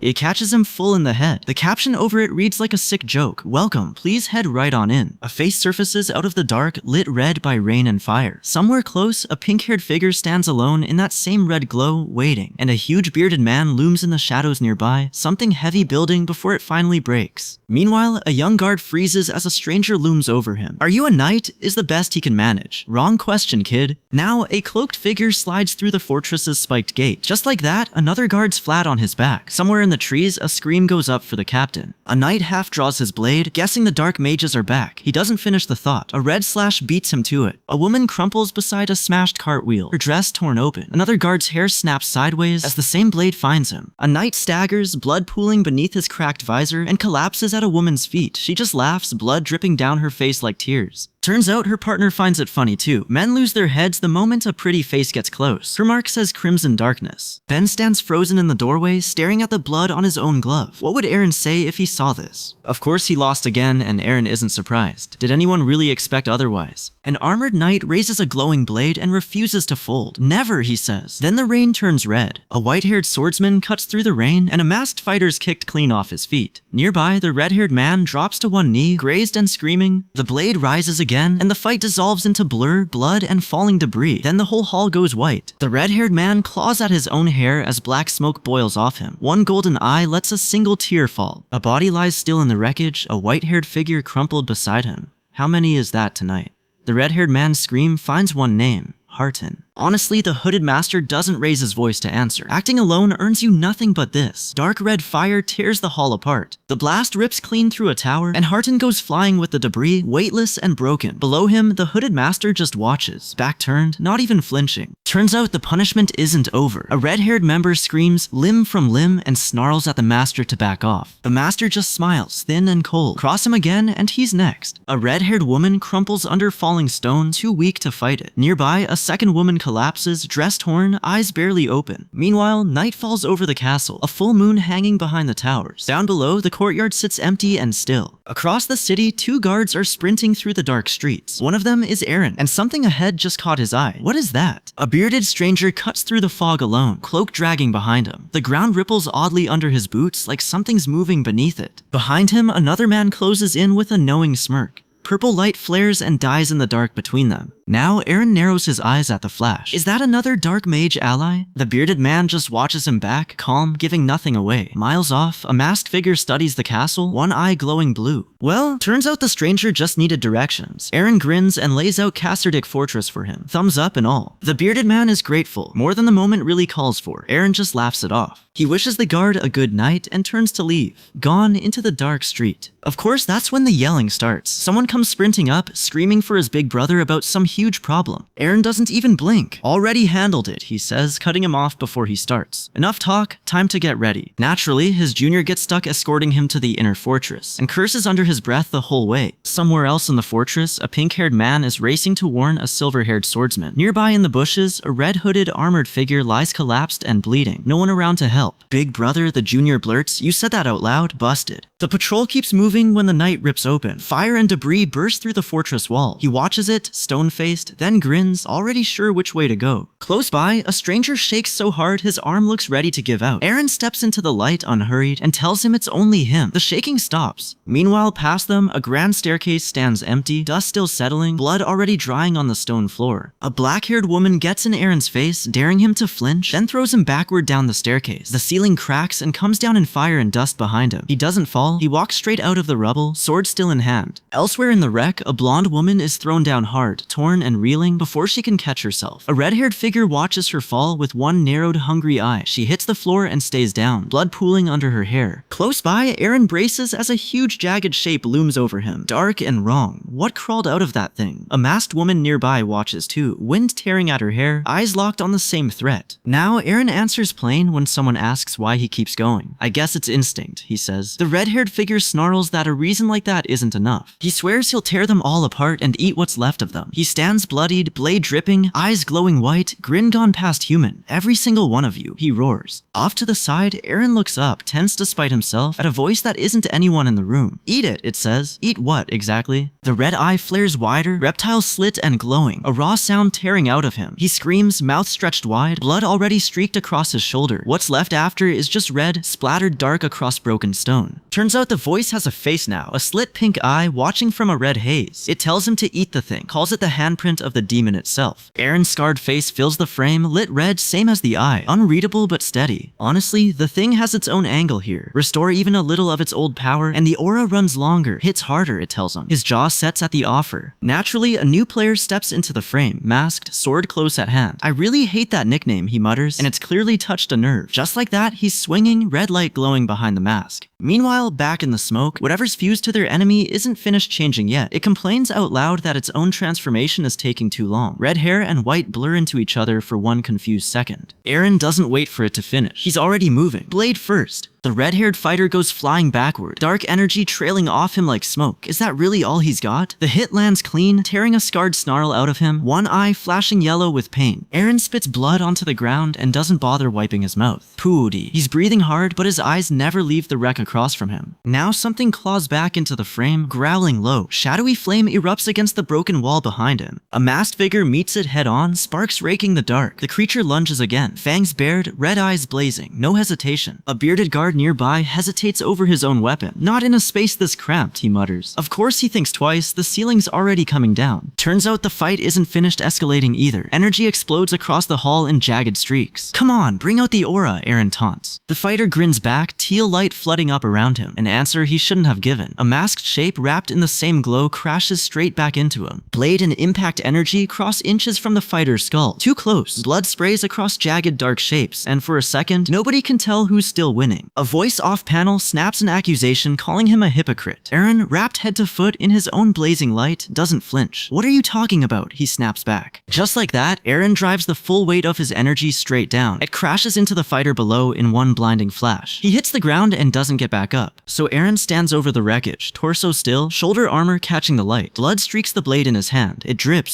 slow, onto the stone. His face is a mess of scar and drying blood, eyes locked forward, giving nothing away. One hand drifts to his chin. Something isn't adding up. Honestly, he sits down right next to the corpse like it's nothing. He wipes the blade, tastes it, and mutters, "Tastes like crap." Then his torn shirt slips, and the mark underneath catches someone's eye. Eren is a knight? Someone gasps. How long had they been standing there watching him bleed? Well, the mop-up starts before the dust even settles. Eren spots someone fleeing and shouts for the others to follow. Another guard confirms the intruder broke this way, and the chase splits into the streets. A hooded figure just stands there, silent, face fully hidden except for one pale strand of hair. A bespectacled man studies him from a few feet off, not moving either. A guard spots him first and charges in, blade already swinging. He's here, this way. Whatever hits him next twists his whole face in shock, and it isn't a blade. Cornered, the last mage tears open a spell he calls Crushing Darkness. Pure fire. Guards spin toward the blast, swearing it hit right here. But he's already gone, rooftop to rooftop. Somewhere below, a body lies still, face and collar soaked red. A hooded man grips his own jaw, teeth clenched, sick at what he's just seen. Now a scarred captain shouts through the falling debris, demanding the mage answer for it. Is this really what dark magic buys you? Off to the side, a masked face just watches, motionless, unreadable. Turns out the pitch is an old one. Consume the heart of someone beloved by mana. Do that, they say, and you reach the pinnacle of a mage. He looks up into the rain like it's already decided. Not far off, a blonde woman is thrown backward off her feet. Dusk settles over the rooftops like nothing happened. She doesn't move, hair fanned out across the tile. Meanwhile, a masked man grips his sword, resigned. Whatever happens next, he's already written himself off as dead. His head snaps up, alert. Down in the street, an armored woman stands alone, weapon in hand, unaware she's being watched. His eyes narrow on her like he's already chosen his target. She stays calm, eyes shadowed, braced for one more lone attacker. Instead, a pale hand claws out of a swirling red portal behind her. An inquisitor, someone breathes. Honestly, she doesn't wait to find out what it wants. Teeth gritted, she swings first, weapon arcing in a wide, brutal circle. No hesitation. The two blur together in a streak of motion. Her blade comes down through a burst of red light. The strike lands clean. A horned shadow looms over the fallen shape and speaks the verdict. Judgment upon the demon. Well, the horned thing watches a second shadow creep closer, patient. Something darker looms just past the edge of the light. Elsewhere, Eren's blade comes down one last time, blood spraying wide. Is that really the last of them? Looks like the dark mages are all gone, he mutters, stepping out, blood free and scarred as ever. Of course, a woman drops low and grabs at him out of the dark. Reflex wins. Just like that, he decks her, and only after the crack of impact does he realize it's Vivian. So under the full moon, Eren looks up and winces. Did he really need to hit her that hard? Wait, I overdid it again, he mutters to himself. Meanwhile, off past the rooftops, a bearded stranger lingers alone on a dark forest path. Fireflies drift around him, and nobody's watching. Now dawn breaks over the rooftops, last night's chaos fading into ordinary morning light. Inside her office, Nova sits at her desk, quill moving through a stack of papers. She pauses mid-stroke, head turning slightly, something snagging her attention. Her face goes still, blue eyes narrowing, the red pendant catching the light. A flash of memory hits her, red hair, motion blur, the echo of a fight. He refused any rank higher than guard captain, she recalls. So she decides right there. She's crediting last night entirely to Knight Ben. Cut to Ben, posed in full armor and cape, looking every inch the hero on paper. Of course he does, he always looks the part. She allows herself a small satisfied smile at her own cleverness. Then the paperwork catches up with her, and she facepalms. Bad idea, apparently. Honestly, she wonders if she's lost her mind from staying up all night. Sweat beads on her face as she clutches the pendant at her throat. Now hunched over her books, she waves off the scoundrel talk. Who cares if he's a knight or not? All she wants is for a talent like Eren to stick around. A young woman nearby gasps, delighted by something off-screen. Then Nova looks up, and a colossal jaw looms right beside her. She freezes. Meanwhile, sunrise settles over a quiet village, church tower, and rooftops catching the first light. Eren stands shirtless outside, bandages wound tight across his chest. He groans, hand pressed to his side. He smirks anyway. "It better be worth it," he mutters, the demon's pink eye glowing just behind him. "Is it really worth whatever this costs him?" Anyway, the demon says, "It's better just to see for yourself." Its huge reptilian eye burns pink, ringed in red, promising a demonstration, not an explanation. Then it happens. Teal energy shatters outward with a crack, and the caption says it plainly, a power completely different from before. Eren swings, and teal energy trails off the blade in a bright arc. His shirt's already torn from the effort. "It's 4 seconds, he says through gritted teeth. That's his whole window. Then it's gone. Eren's back on his feet, bandages heavy across his chest and shoulder. He grips his own shoulder tight, the burn of it still there. He shoulders his sword and walks off with a sigh. Someone in a black cloak watches him go, silent, from the edge of the frame. He grimaces, sweat beading, a strained grunt escaping him. The wound isn't done with him yet. Somewhere nearby, a priest lets out a loud shout, cross pendant swinging. His grin's far too wide for comfort. Trouble finds Eren before he even goes looking for it. "Trouble already found me," he says, and the chapter turns. Meanwhile, the fridge kid's hugging a whole barrel of drink, grinning like she won something, while some white-haired stranger just soaks silent in his bath across the room. Nobody explains it. Honestly, Eren's still telling that story about the creature that rolled 2 dice over its own head. To be fair, nobody stopped him yet. Across the room, a hooded stranger corners a purple-haired woman, asking flat out if the girl beside her is her daughter. She denies it fast, gripping her collar, calling the kid just someone she's looking after. A broad back blocks the girl from view for a second. The hooded man still isn't buying the denial. Mid-sentence, he dunks his head into a foaming beer barrel, still doubting her out loud. The rest of the group just watches from the tavern floor. One hand drifts toward a sword hilt, another face stays stuck on confused. So a white-haired knight sits by a window somewhere else, snow drifting past the glass, lost in his own head. Then the room tilts, and he's falling. Snow scattering around him like the memory's already breaking apart. He jolts awake, fists already clenched. He sits up hard, eyes wide, breath ragged. Whatever he just saw still got its claws in him. In the dream, he's kneeling in blood beside a dead comrade. A broken banner planted over the body. A dark-haired rescuer stands over him after, blood-soaked, explaining what the save cost him. Turns out, one more second and he wouldn't have made it out alive. Flashback holds on the rescuer grinning fierce, blade over his shoulder, purple energy crackling behind him. A heartbeat later, his cloak whips through that same light, the storm still hanging over the whole scene. Back in the present, 2 armored figures stand close, something unresolved between them. The knight's own voice cuts in mid-order, "Give," and dies before the sentence finishes. An aide only bows, murmuring something about understanding, before trailing off too. He's back in his own cross-emblem armor, standing in some noble hall. Then another armored figure closes in fast and grabs him, a fist closing tight around his collar. Trouble apparently isn't finished with him either. A caption cuts in, "Staying steady alone won't cut it anymore." Through the window glass, his silhouette just sits there, armor blurred by the pain. Cut to a young man lounging on a couch across town. A red jeweled brooch is pinned at his collar, and he's muttering something too garbled to catch. Back with this guy. Stubble, dark hair, that scar across his nose, catching the light up close. Same leather strap gear he always wears. Well, a masked stranger leans over the guardhouse desk, nods at a stack of books, and says nothing more. Eren just stares back in silence, waiting for the catch. Wait, Ben handed this over? Something about the whole setup nags at him too. Make a knight owe you one, and sooner or later that debt pays for itself. What's the angle this time?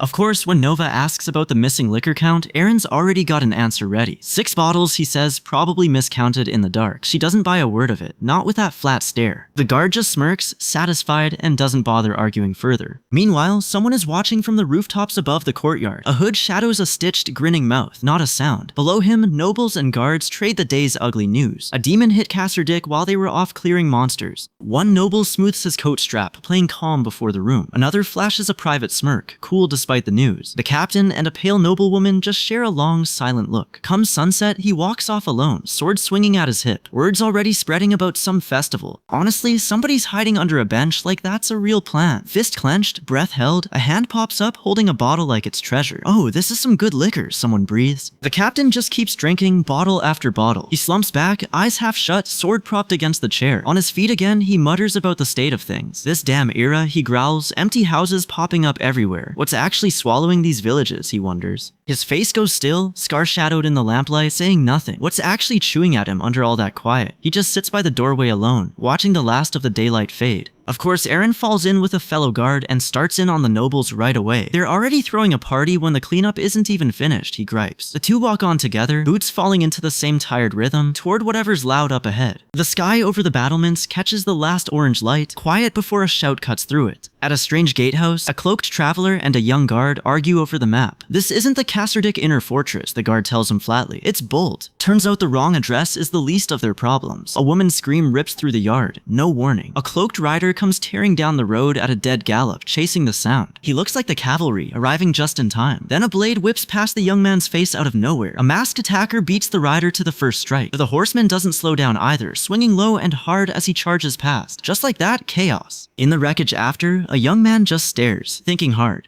He wonders if the man he saw fighting really is a knight. Behind him, someone else turns his head sharply, catching something too. A young woman finds a shadow looming right behind her and can't tell what it is. "Who are you?" she demands, voice tight. The shadow just grins wider, all wrong somehow. Its face comes fully into view next, eyes glowing red, teeth jagged like broken glass.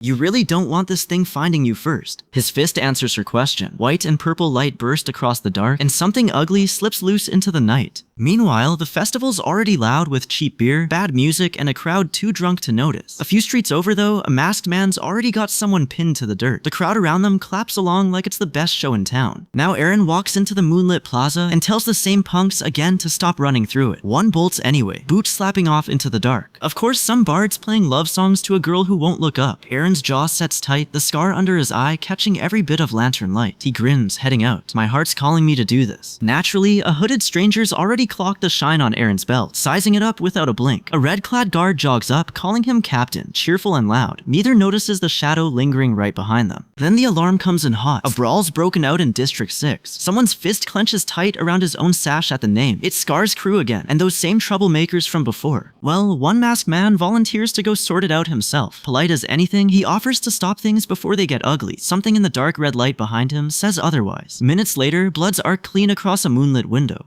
He's standing calm in the wreckage, a man in gray at his side. Both faces stay hidden, like cleanup was the whole job. Honestly, someone's already yelling at two guards for brawling again. Idiots fighting every chance they get, apparently. Eren just shrugs it off. Warming up, kid. Then Eren claps a hand on the biggest guy in the group. He needles him about enjoying the festival so much. The bald man's grip closes tight around his collar, and he freezes. "Eren?" He gets one word out before Eren answers with a fist. The man's whole face crumples around a scream. Two more hit the pavement, flattened where they stood. A blonde man nearby just stares, tense despite himself, wondering out loud what's wrong with these two. The beating doesn't stop. Someone spits an insult down at the man on the ground, calling him pathetic. The blade catches light on its way back up. He curls up on the ground, pointing, begging off in a panic, trying to appeal apparently. That's when a stranger with a club wades in, all smiles. He calls a stop to it, loud enough for the whole plaza to hear. Eren's not smiling back. "Was it you?" It's just the two of them now, close enough to touch, neither one backing off. The gray-robed man smirks in profile, unbothered, like he's got all night. Eren's eyes narrow on the back of his head, reading him. Same story, new mask, how many is that now? Then the blade's at his throat before anyone can blink, the masked grin pressed in close. Eren doesn't flinch, jaw locked tight under the stubble. What's it going to take to end this one for good? Eren doesn't waste words, he just asks one thing. "You're laughing at me?" 3 cuts, too fast to see, and the masked man's skull cracks open in a wash of red. A second blade lunges from the hood beside him, and Eren cuts through that one too. Behind the wreckage, the bard's still hugging his loot, frozen, not a scratch on him. Lucky idiot. Now Eren just stands over what's left, arms crossed like it's another slow shift. 2 of Scar's crew down, and the plaza's gone dead quiet around him. Turns out that fight wasn't the end of the story tonight. Somewhere else, a different ambush is already closing in. A blade dropping before the target can even turn. Meanwhile, the festival just keeps going. Some bard still grinning over his loot. The noise fades into rooftops and dark, the scene sliding toward morning. Wagon trains rattle through the gate at dawn, carts and cloaked travelers pouring into the fortress. Eren and a guard head for the command tent, catching only half a report before it cuts out. Whatever hit that night left something black and wrong behind it, spreading like a hand reaching down. Eren rests his chin on his hand, turning the report over. Wait, the knight didn't just survive? He was the only one who died? Across from him, someone goes rigid, a mask twisting amid a swirl of purple. Is it him? But Bolt Fortress? That's the exact opposite of where this thing should be. His scarred face tightens, stubble catching the light, eyes narrowing on something he still can't place. Footsteps drag closer from behind, slow and deliberate, a club scraping along the ground. Of course the club swings for his skull, and Eren just catches it barehanded. No drama, no run-up. The attacker's own scream ends up louder than the club ever was. Wrong guy to test. Eren jerks upright, pointing, mouth open. Behind him, some bald soldier grins. Thumbs up, yes sir. Eren just grits his teeth. Somewhere close an eye narrows, a breath catches. Then something's already gone, a blur across the rooftops. Smoke clears over the dock. A masked man's just standing there, sword on his back, watching the wheel smolder. Naturally, Gillian of the White Leaf Guild spots him first, and his jaw drops. "This is an inspection," the masked man says. "Get down." He says it again, closer now, voice flat as a blade. Gillian snaps, "What's with that attitude?" Aaron just watches, jaw tight, already reading how bad this is about to get. Now, boots stop just past the doorway, slow and deliberate. Two men step in behind a hooded figure, faces half lost in shadow. A slow smile, a name card, and it's confirmed. Razvet, White Leaf Guild. Aaron squares up fast, demanding what brings the guild out here. A belt buckle catches the light, small and sharp. Razvet's smirk deepens, one eye flashing red against a bruised purple sky. Close in, the grin holds right at his throat, patient. A guild that never rides this far out, so why now? Off to the side, a woman smiles at one of the guild men, and for a second, his mind just goes woman. Aaron's already turning to go. Something flickers cold blue across his shoulder, half hidden under the collar. Aaron leans in close, scar stark against Razvet's pale sleeve. His jaw sets, teeth bared, whatever he growls lost under his own breath. Why does a guild man smile like he already knows how this ends? Meanwhile, a carriage tears down the cobblestones somewhere else in the dark. Inside, the same sharp-eyed woman gripes about ending up somewhere so backwater. Beside her, a young man flinches, on edge for no clear reason. Across from him, a masked man keeps one eye covered, the other burning red.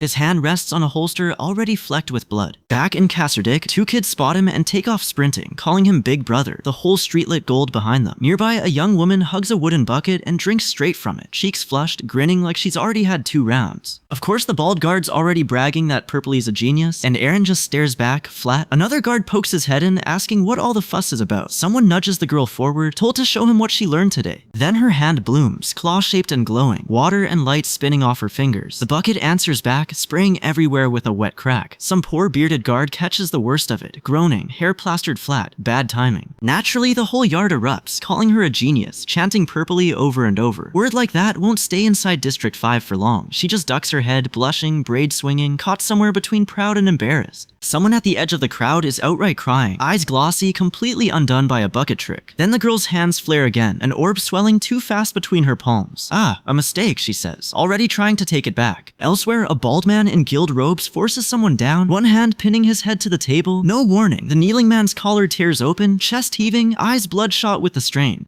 When he finally goes still, a mask lies beside him on the floor. Papers scattered, whatever he was hiding now laid bare. Now, Razvet studies the report under the torchlight, close and careful. He straightens it against the wall of pinned pages, someone watching close over his shoulder. His eye catches on something and snaps wide, the look on his face hardening fast. He holds a photo up next to the file, comparing every line. Same face, he decides, but something's off. Meanwhile, one of Razvet's companions decides to size the man up herself, thinking it through in silence. Something clicks. She goes rigid. Razvet unfolds a sealed letter. The order spelled out plain. Upon discovery, don't take any action. Report to headquarters immediately, it adds. No room to argue. Somewhere close by, a bystander catches sight of him, flinches, spooked, without knowing why. Turns out the red ink on that letter means one thing. A direct order from the guildmaster himself. No arguing that. Razvet tells the man beside him to keep it down. Razvet decides right there they're not reporting this. It's an opportunity, he tells the guard, not paperwork. The guard panics for a second, since reporting it straight gets him nothing. So he takes the deal instead. Just like that, level 3 informant. Blinded by ambition, it reads. Razvet already knows exactly which one he is. Well, somebody's having second thoughts. Hunched in the rain, he mutters it out loud. Is this really okay? Bit late for that. Before sunrise, a lone swordsman drills against the dark, blade-cutting silhouette sharp between rooftops. One strike lands hard enough to send a scarred fighter flying. Dust and light scatter across the empty yard. In the bushes, someone crouches low, trying to stay hidden. A scarred watcher close by has already clocked him. It's Razvet, pen scratching fast. This guy's diligent enough to train since sunrise. His subject keeps swinging, bandaged shoulders, sweat dripping in the gray light, and it's Aaron, who's out there past the tree line. Why now? Meanwhile, a pale, book-reading stranger's smirk flickers when a woman turns his way. Somewhere close, a bearded man wipes a tear, hooded company at his side. Words already moving, quiet and strange, through people who've never even met Aaron. A wooden bucket lifts clean off the ground, wrapped in swirling water, gone half to ice. Of course, the whole yard loses its mind over it. Cleaning magic and ice magic together in one small girl. A boy peeks around the window frame to watch. Then the whole group piles into one grinning fist bump, Aaron included. Elsewhere, a man stands over someone he's just put down, hands still raised, magic guttering out of them. Blood pools fast. He meets with an inquisitor of the order. The men under him drop to their knees, fists pressed to the ground, coins scattered around them. A display of loyalty, plain and simple. Meanwhile, the Whisper War keeps crawling through the shadows behind him. A bearded stranger faces down a rival, smirking, while a green-cloaked watcher tracks two shapes from hiding nearby. Across the district, a nervous scribe panics through through a report even he can barely read back. Now Razvet reads while she walks the evening streets, hunting a name that keeps slipping away. "I've got nothing," she admits, staring up past the rooftops after a full day spent digging. Her hands tighten around the page, knuckles pale. This isn't some petty thief, it's a fugitive, and maybe she's had the wrong angle all along. So she reads the lines again, the same cramped handwriting staring back. Something in it finally clicks. She folds the page and walks straight out into the light. Decision made. Well, 2 long shadows fall across the stone floor as the scene cuts. Somewhere in the dark, a pair of eyes flares red. "What a coincidence, meeting you here again," Razvet tries, caught flat-footed outside his door. Is she really this careless, or is she testing him? Either way, he leans into the doorframe, smirks, and calls her bluff. This is his house, not some chance meeting. Elsewhere, someone stands in a dim stone room, face kept carefully hidden from the light. Of course, Eren just grins wider at the accusation. To be fair, he says he knows he's handsome, they only just met though. Now a stack of old letters flashes by as another chapter turns. In a different doorway, a hooded stranger leans in low, ready to talk, straight to business. Nearby, a dropped paper lies on the floor between 2 men. One of them is finally ready to talk. "I'll tell you who it is," he says, and the hooded stranger's grin spreads wide, waiting on the name. Off to the side, a young guard is listening in. His eyes go wide. He's just heard something he was never meant to. Naturally, Razvet edges closer while he's still writing, quiet as she can manage. Does she really think she can sneak up on him? Just like that, he grins and hands over a stack of coins, payment for the wall he broke. Somewhere else, a blade flashes. Honestly, the letter isn't done with him yet. Keywords circled in red. His grip tightens on his own collar, dread rising fast, and he looks up. He's gone. The cloaked stranger already vanished into the dark. Razvet freezes mid-step in the middle of the empty stone corridor, breath caught. A hand slams into him from behind, fast, hard, no warning at all. He looks up into Eren's smirk, red light still crackling off the shattered stone around them. Bad move.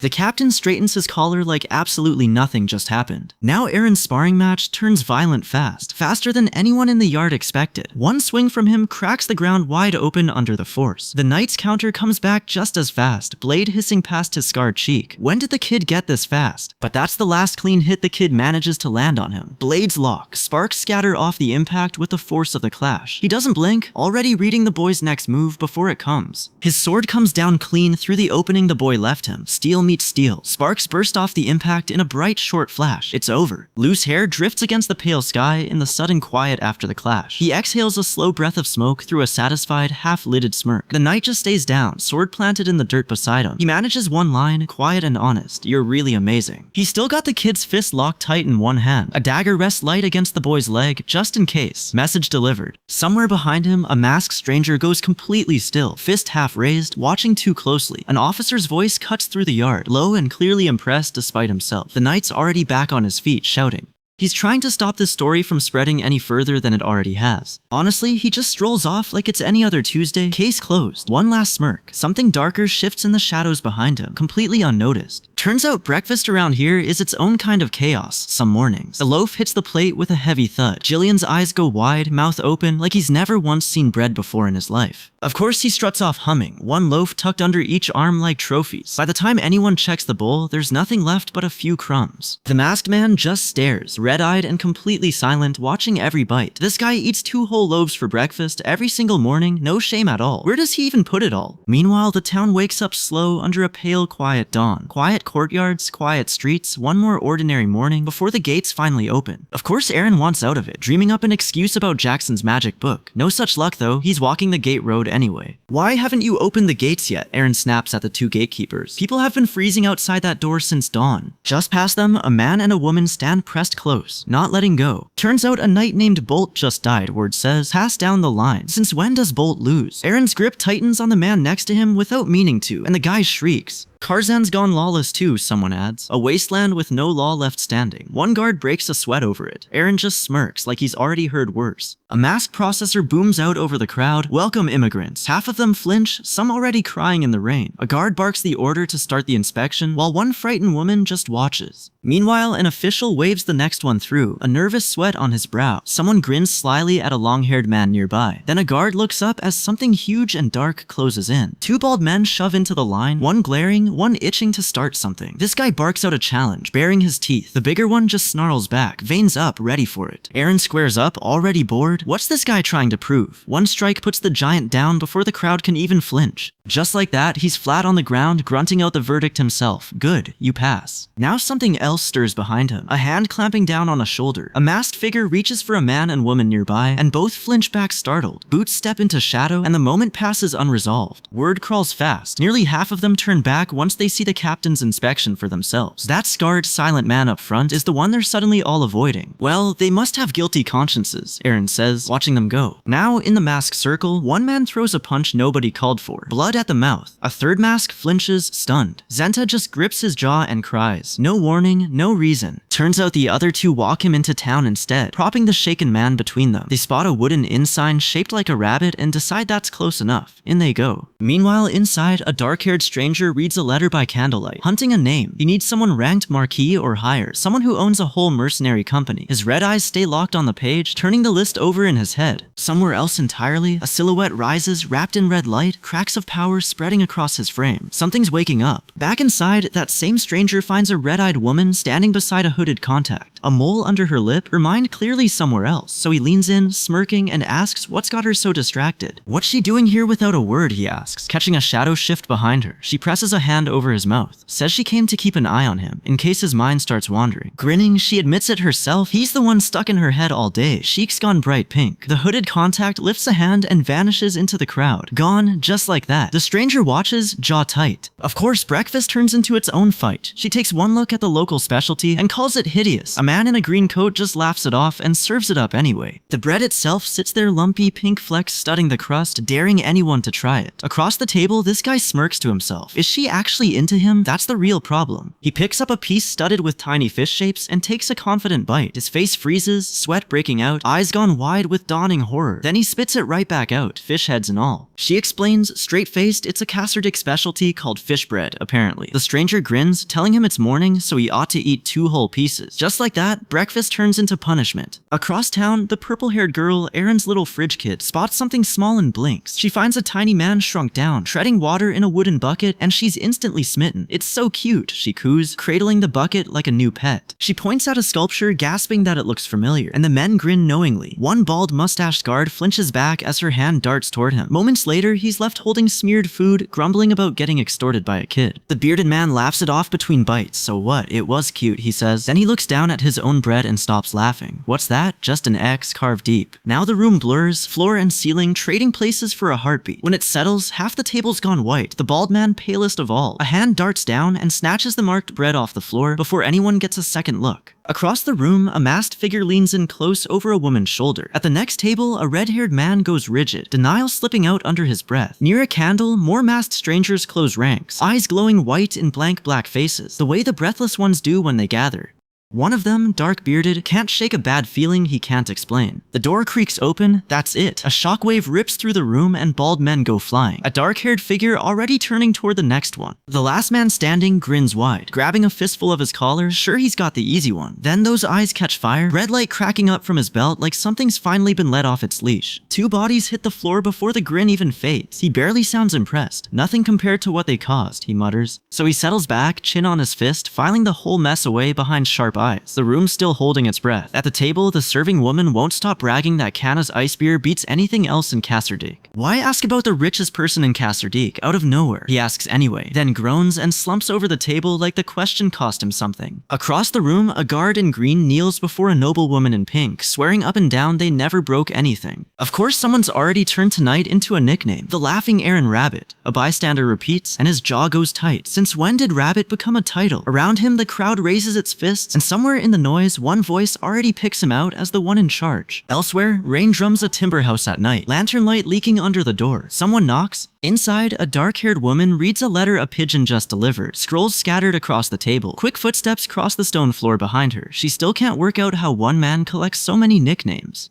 Watching the bird wing back out into the night, she runs the plan through her head again. Sell everything she knows about him to the people hunting him, then vanish before anyone asks questions. She tightens her coat, guarded, eyes tired from the waiting. Then she looks up fast. Someone's arrived without warning. Honestly, she's given up expecting anyone to use the door. Someone climbs in through the broken wall instead, laughing around a mouthful of stolen bread. Use the door next time, she snaps, since the window trick keeps confusing people, never the door. Somewhere else, a man's jaw tightens, collar drawn taut, tension he can't explain either. Then something monstrous roars out of the dark in bursts of light, a voice behind it already counting. 1. So, she doesn't wait for a count past 1. A claw of raw dark force lashes out and ends it. Somewhere on a wall, a familiar face glares back. Dark hair, stubble, that same tired scowl. Aaron's wanted poster, still up. Of course, one of the hooded mages loses his patience and yells for quiet. A bolt of light flattens poor Zenta. Meanwhile, out past the ruins, rain hammers a smoking tower in the distance. A young man runs the forest path alone, backpack soaked through. He doesn't look back. He spots a hooded figure up ahead and calls out, hopeful. Are you heading to Kasserdik too? Just another traveler, he figures. The hooded figure doesn't answer, it just stands there in the downpour, and something about the stillness feels wrong. Then the knife moves first, one slash, and the young man goes down hard, rain pooling dark beneath him. Well, the hooded man walks on without looking down, all the way to the frontier, he mutters, and disappears into the trees. Not far off, another hooded shape stands motionless in the rain, stitched marks crossing its mouth. What is it waiting for? It turns, and the hood falls back onto a full grinning skull. Turns out, if it weren't for a certain someone being his superior, he'd really let loose. Instead, the skeleton just flips off the rain. Up close, the face under that hood is bone pale, mouth stitched shut, eyes hollow. More of them gather in the rain, robed and skeletal, one raising a bony hand. When else do fellow breathless ones get to meet like this? One asks the ranks gathered in the rain. Purple fire rises behind them. Are these things even alive? Naturally, as a fledgling, he admits he can't use full strength yet, not until he's fed on enough fear. A skeletal hand rises, purple energy crackling around bone. Instilling fear in the weak is my specialty, he says, and the skull's jaw hangs open, dripping. Two of them stand together now, skull-faced and stitched mouth, soaked in the same rain. Their gifts complement each other. The stitched one admits, reservations aside. Now then, he says, trailing off, already planning their next move. Now the chapter turns. Rain keeps falling over a walled town, towers and rooftops barely visible through the storm. Somewhere down there, Kasserdik waits, unaware. So the hooded schemer finishes the thought out loud. Shall we go sow some fear in Kasserdik? Rain pounds the outer fortress all night long, sheeting off the walls without a break. Its barred gate stands locked under the storm, weapons racked and ready beside it. A hooded traveler drops into the mud, and someone else waits nearby under an umbrella. The guard on watch isn't worried, not in this weather tonight. Of course, that's the exact moment his luck runs out. The traveler freezes as lightning splits the sky behind him. Something steps out of the glow, a skull-faced horror with one purple eye burning, blade already raised. The traveler screams and stumbles back. A demon at Kasserdik's gate? A bone claw reaches down for the boy, closing in fast. A man lunges in to cut it off, someone shouting his name through the rain. It should end clean. Instead, the impact detonates, purple and white light swallowing the two of them completely. Run, Dylan, he screams through the blast. Turns out one wasn't enough, with more skeletons rising out of the purple fire behind them. Who's left to stop it? A demon is here, someone screams, and the cry rips through the storm. Meanwhile, inside Kasserdik, the rain just drums on warm rooftops. Nobody there knows yet. Just like that, it does. A hooded shape bursts in on someone indoors, while a guard outside bellows the Lord's order. Mobilize now. Naturally, there's worse news on top of it, and another man reels at the sound. A third figure lingers in the shadow nearby, saying nothing at all. A woman rallies the crowd, shouting for everyone to head to the inner fortress instead. Guards round on the ones who ignored that order, told to man the walls and didn't listen. A girl in the middle of it grips a frying pan instead, ready to swing. It connects. Honestly, that's a bad trade to make, and the masked man rounds on her, fist already swinging. Nearby, a woman with orange-brown hair goes rigid in the doorway, watching the danger close in. The man he's aiming at gets seized instead, teeth gritted hard against the sudden pain. Blood sprays across the stone. For a second, in the blur, nobody can tell who's still standing. So panic rips through the crowd. Let's go to the gate, someone screams, and the whole street surges that way. One resident hangs back, since handing her home over to the guards doesn't sit right. Nearby, a fist clenches white-knuckled against a wall. Bandages soak red as a woman presses her crossbow to a bloodied man's throat. She'll remember everyone who ran for the inner fortress, she warns, and she's telling Aaron everything. Then the skeletons rise. A whole platoon of them stands in the downpour, bones glowing sickly purple. One hulking warrior looms close enough to count the claw marks on its arm. Well, a fist cracks across a man's skull before he can react. Somewhere close, a purple crystal shatters in a burst of light. That's the signal. A full swarm of shield-bearing skeletons boils up out of the haze. A dark-haired guard leaps straight into the storm, a broken blade spinning past him. He lands facing the other, others soared up, the impact echoing off the wet stone. "Vermin, where's Eren?" a blonde guard shouts, panic breaking his voice, tears mixing with the rain. "He's gone." Now purple light erupts behind him, a masked woman looming with a clawed weapon raised. Does he even see her coming? Someone screams Eren's name into the storm. Vivian screams into the rain. Somewhere close, a crossbow draws tight on her too. Honestly, the clawed strike never lands. A blade answers first, tearing through with a burst shaped like a skull. It goes down in pieces. Off to the side, an old fighter is honestly loving this, howling out a manic grin. The young guard beside him just stares, too rattled to speak. Turns out there's a name for the storm cutting through the horde, Knight Adela. She drops in upside down, gold and white armor flashing, green hair whipping in the rain. She lands like she was always going to be there. Off past her shoulders, something bigger stirs. A jagged black shape wraps in red light, swelling like it's about to break loose. Adela swings clean through the falling skeletons, her blade a white blur in the dark. She follows through without slowing, rain streaking off the steel. She stands over the wreckage of dead monsters, and the crowd watching from the wall goes dead silent. She really is a knight, someone breathes. Meanwhile, down below, a knot of guards lets the tension go, agreeing they somehow held the line. Just like that, a red-haired guard throws his arms up, laughing like he won it single-handed. Someone picking through the bone piles isn't buying it though. What would a demon even know about sieges anyway? Fair point. Well, a dark-haired guard looks up and freezes mid-word. "Oh my," is all he gets out. Purple lightning cracks the sky above them, and the boy beside him flinches hard. Two more figures go rigid in the downpour. Breath catches, mouth falls open, eyes still fixed above. Now a hooded shape steps onto the wall, and the rain won't touch it. Purple light pools at its feet like the storm feeds it. It warns them straight. Thinking a fight's over is the fastest way to die. Nobody moves. One guard spins to warn the others and gets cut off mid-word. Above them, a skull grins out of the hood, purple light pouring from its eye sockets. "Are weaker than me, I see," it says. Where's Eren when the walls need him most? No warning. One kick, wrapped in purple light, sends a guard flying into the rain. The blast throws him further, white fire ripping through the storm. No mercy. Just like that, half a dozen men are down. One lies branded with a glowing mark on the stones. One man gasps in the mud, blood at his mouth, barely breathing. Above him, the hood tips back, and there's no face left to hide. Just bone, a grinning skull soaked in purple light. What's been hiding under that hood the whole time? One knight won't go down easy. Gray-haired and soaked, he grips the cross at his throat and grits his teeth. A slash catches him from the cloak's edge before he can brace. He gasps and strains, sweat and rain running together down his face.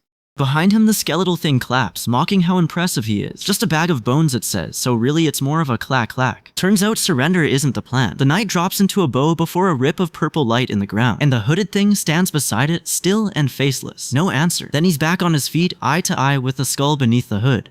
Its mouth opens, and something purple and alive squirms inside the dark. Somewhere in the crowd, a woman's eyes go wide, and a white blast tears the air apart. A bony hand rises out of the wreckage, purple aura crawling up its fingers. It holds up a broken bone like a trophy. Then comes the accusation. A saint murdered his own son with his own hands. The knight kneels, forced to hear the one he serves called cruel. He answers with fire wrapping around him, eyes gone white. "Of course you people wouldn't understand," he spits. The skull mask presses close, its mouth working through a chant lost in the storm. The knight barely gets a swing in. A fist clenches, a white strand whips past, and he's already too slow. The impact lands hard, fire bursting where it strikes. One eye flares red, it's watching him fall. Everything blurs, and when it clears, he's on the ground, groaning, soaked through with rain and pain. Naturally, he gets back up and throws one more punch. Bad move. The skeletal thing catches it cold, a spark of magic swallowing his fist whole. A dagger's already out in its other hand. It doesn't ask if he thought that would work, it just answers with a slash that drops him. It rises over him in the rain, scythe at its side, eyes glowing steady. He screams, blood running from his hair into the storm. Rain falls harder. Somewhere in it, the skull-face thing breathes deep. The air's thick with something sweet, it says. Something rare. Behind a door scratched with a rough X, it's already picked its next meal. Meanwhile, Eren slumps against a window, dead to the world. Jacket buckled, head lolling, out cold in the storm. Then his eyes crack open. Narrow, sharp. The room tilts, sound and stone gone soft. Of course, he wakes up outside instead of in bed. Flat on wet stone, soaked through, no memory of how he got there. He'd fallen asleep drinking inside the synagogue and somehow ended up here. A guard behind him won't let the nap go. "You're really nagging me over one nap," he grumbles back. Behind him, a guard's leather pauldron gleams, soaked black in the rain. Someone calls out, warns him a demon's shown up, addresses him as Inquisitor now. His cloak's torn, blood already dark against the fabric. Honestly, the rumor going around him is almost funny. Strong against anyone weaker, people say, but weak against whoever's stronger. Eren's fist clenches. Jaw tight, he says nothing back. Naturally, a pink-haired officer orders him to the walls, straight at the demon everyone's suddenly worried about. A purple rune slashes through the air right beside him, a warning shot nobody asked for. No walk needed. The skull mask thing is already standing right in front of him. It bites into a red apple, crunching loud purple light pulsing round its claws. Fragments scatter, splash into puddles at its feet. Not a care. It strolls on anyway, half-eaten apple in hand, its aura trailing like smoke behind it. Now down the street, it looms over someone already crumpled on the ground. A man in a pale coat swings back, desperate, but it's no use. Another down, the skull glows again in the rain, purple flame climbing its hood. Eren watches, rain streaking down a face gone hard and still. What's it going to take to stop this thing? His hand drifts to the sword at his hip. Nearby, a silver-haired stranger lies bleeding at the mouth, barely breathing. He walks straight at the glowing figure, slow and deliberate. It seems off, somehow. What exactly is he dealing with? Then he's standing right over it, towering, small bones against a full-grown man. I guess you don't have ears either, Eren says, cold, staring down. He draws his sword close to his face, smirking, ready. The skull face just grins wider. I'm really curious, it says, sounding delighted. Eren doesn't wait around to find out why. 2 steps through the flood. Then he swings first. Now the horned mass rises up behind him, purple light pouring off its shoulders. A rune flares white in the dark, and it counts under its breath. 9, it murmurs, like it's got all the time it needs. Of course it does. It's already grinning again. Red light rips open across the plaza, brighter than the blade ever was. You're weak, it says, almost gentle about it. Bad move. A heartbeat later, he's just a shadow, thrown flat under the falling light. Meanwhile, the plaza drops away into deep purple water, a symbol burning somewhere overhead. A fist punches up through the dark, defiant. Teal fire answers it, and somewhere in him, something just says, okay. Eren stares off into the wet dark, jaw tight, stubble catching what little light's left. Then he turns his back on it, hands on his hips. A memory claws its way up anyway. Turns out a voice can still find him in there, tearing out of red light, calling his name like an accusation. Eren only smirks back, the scar under his nose catching the glow. Why does it already sound like he's guilty?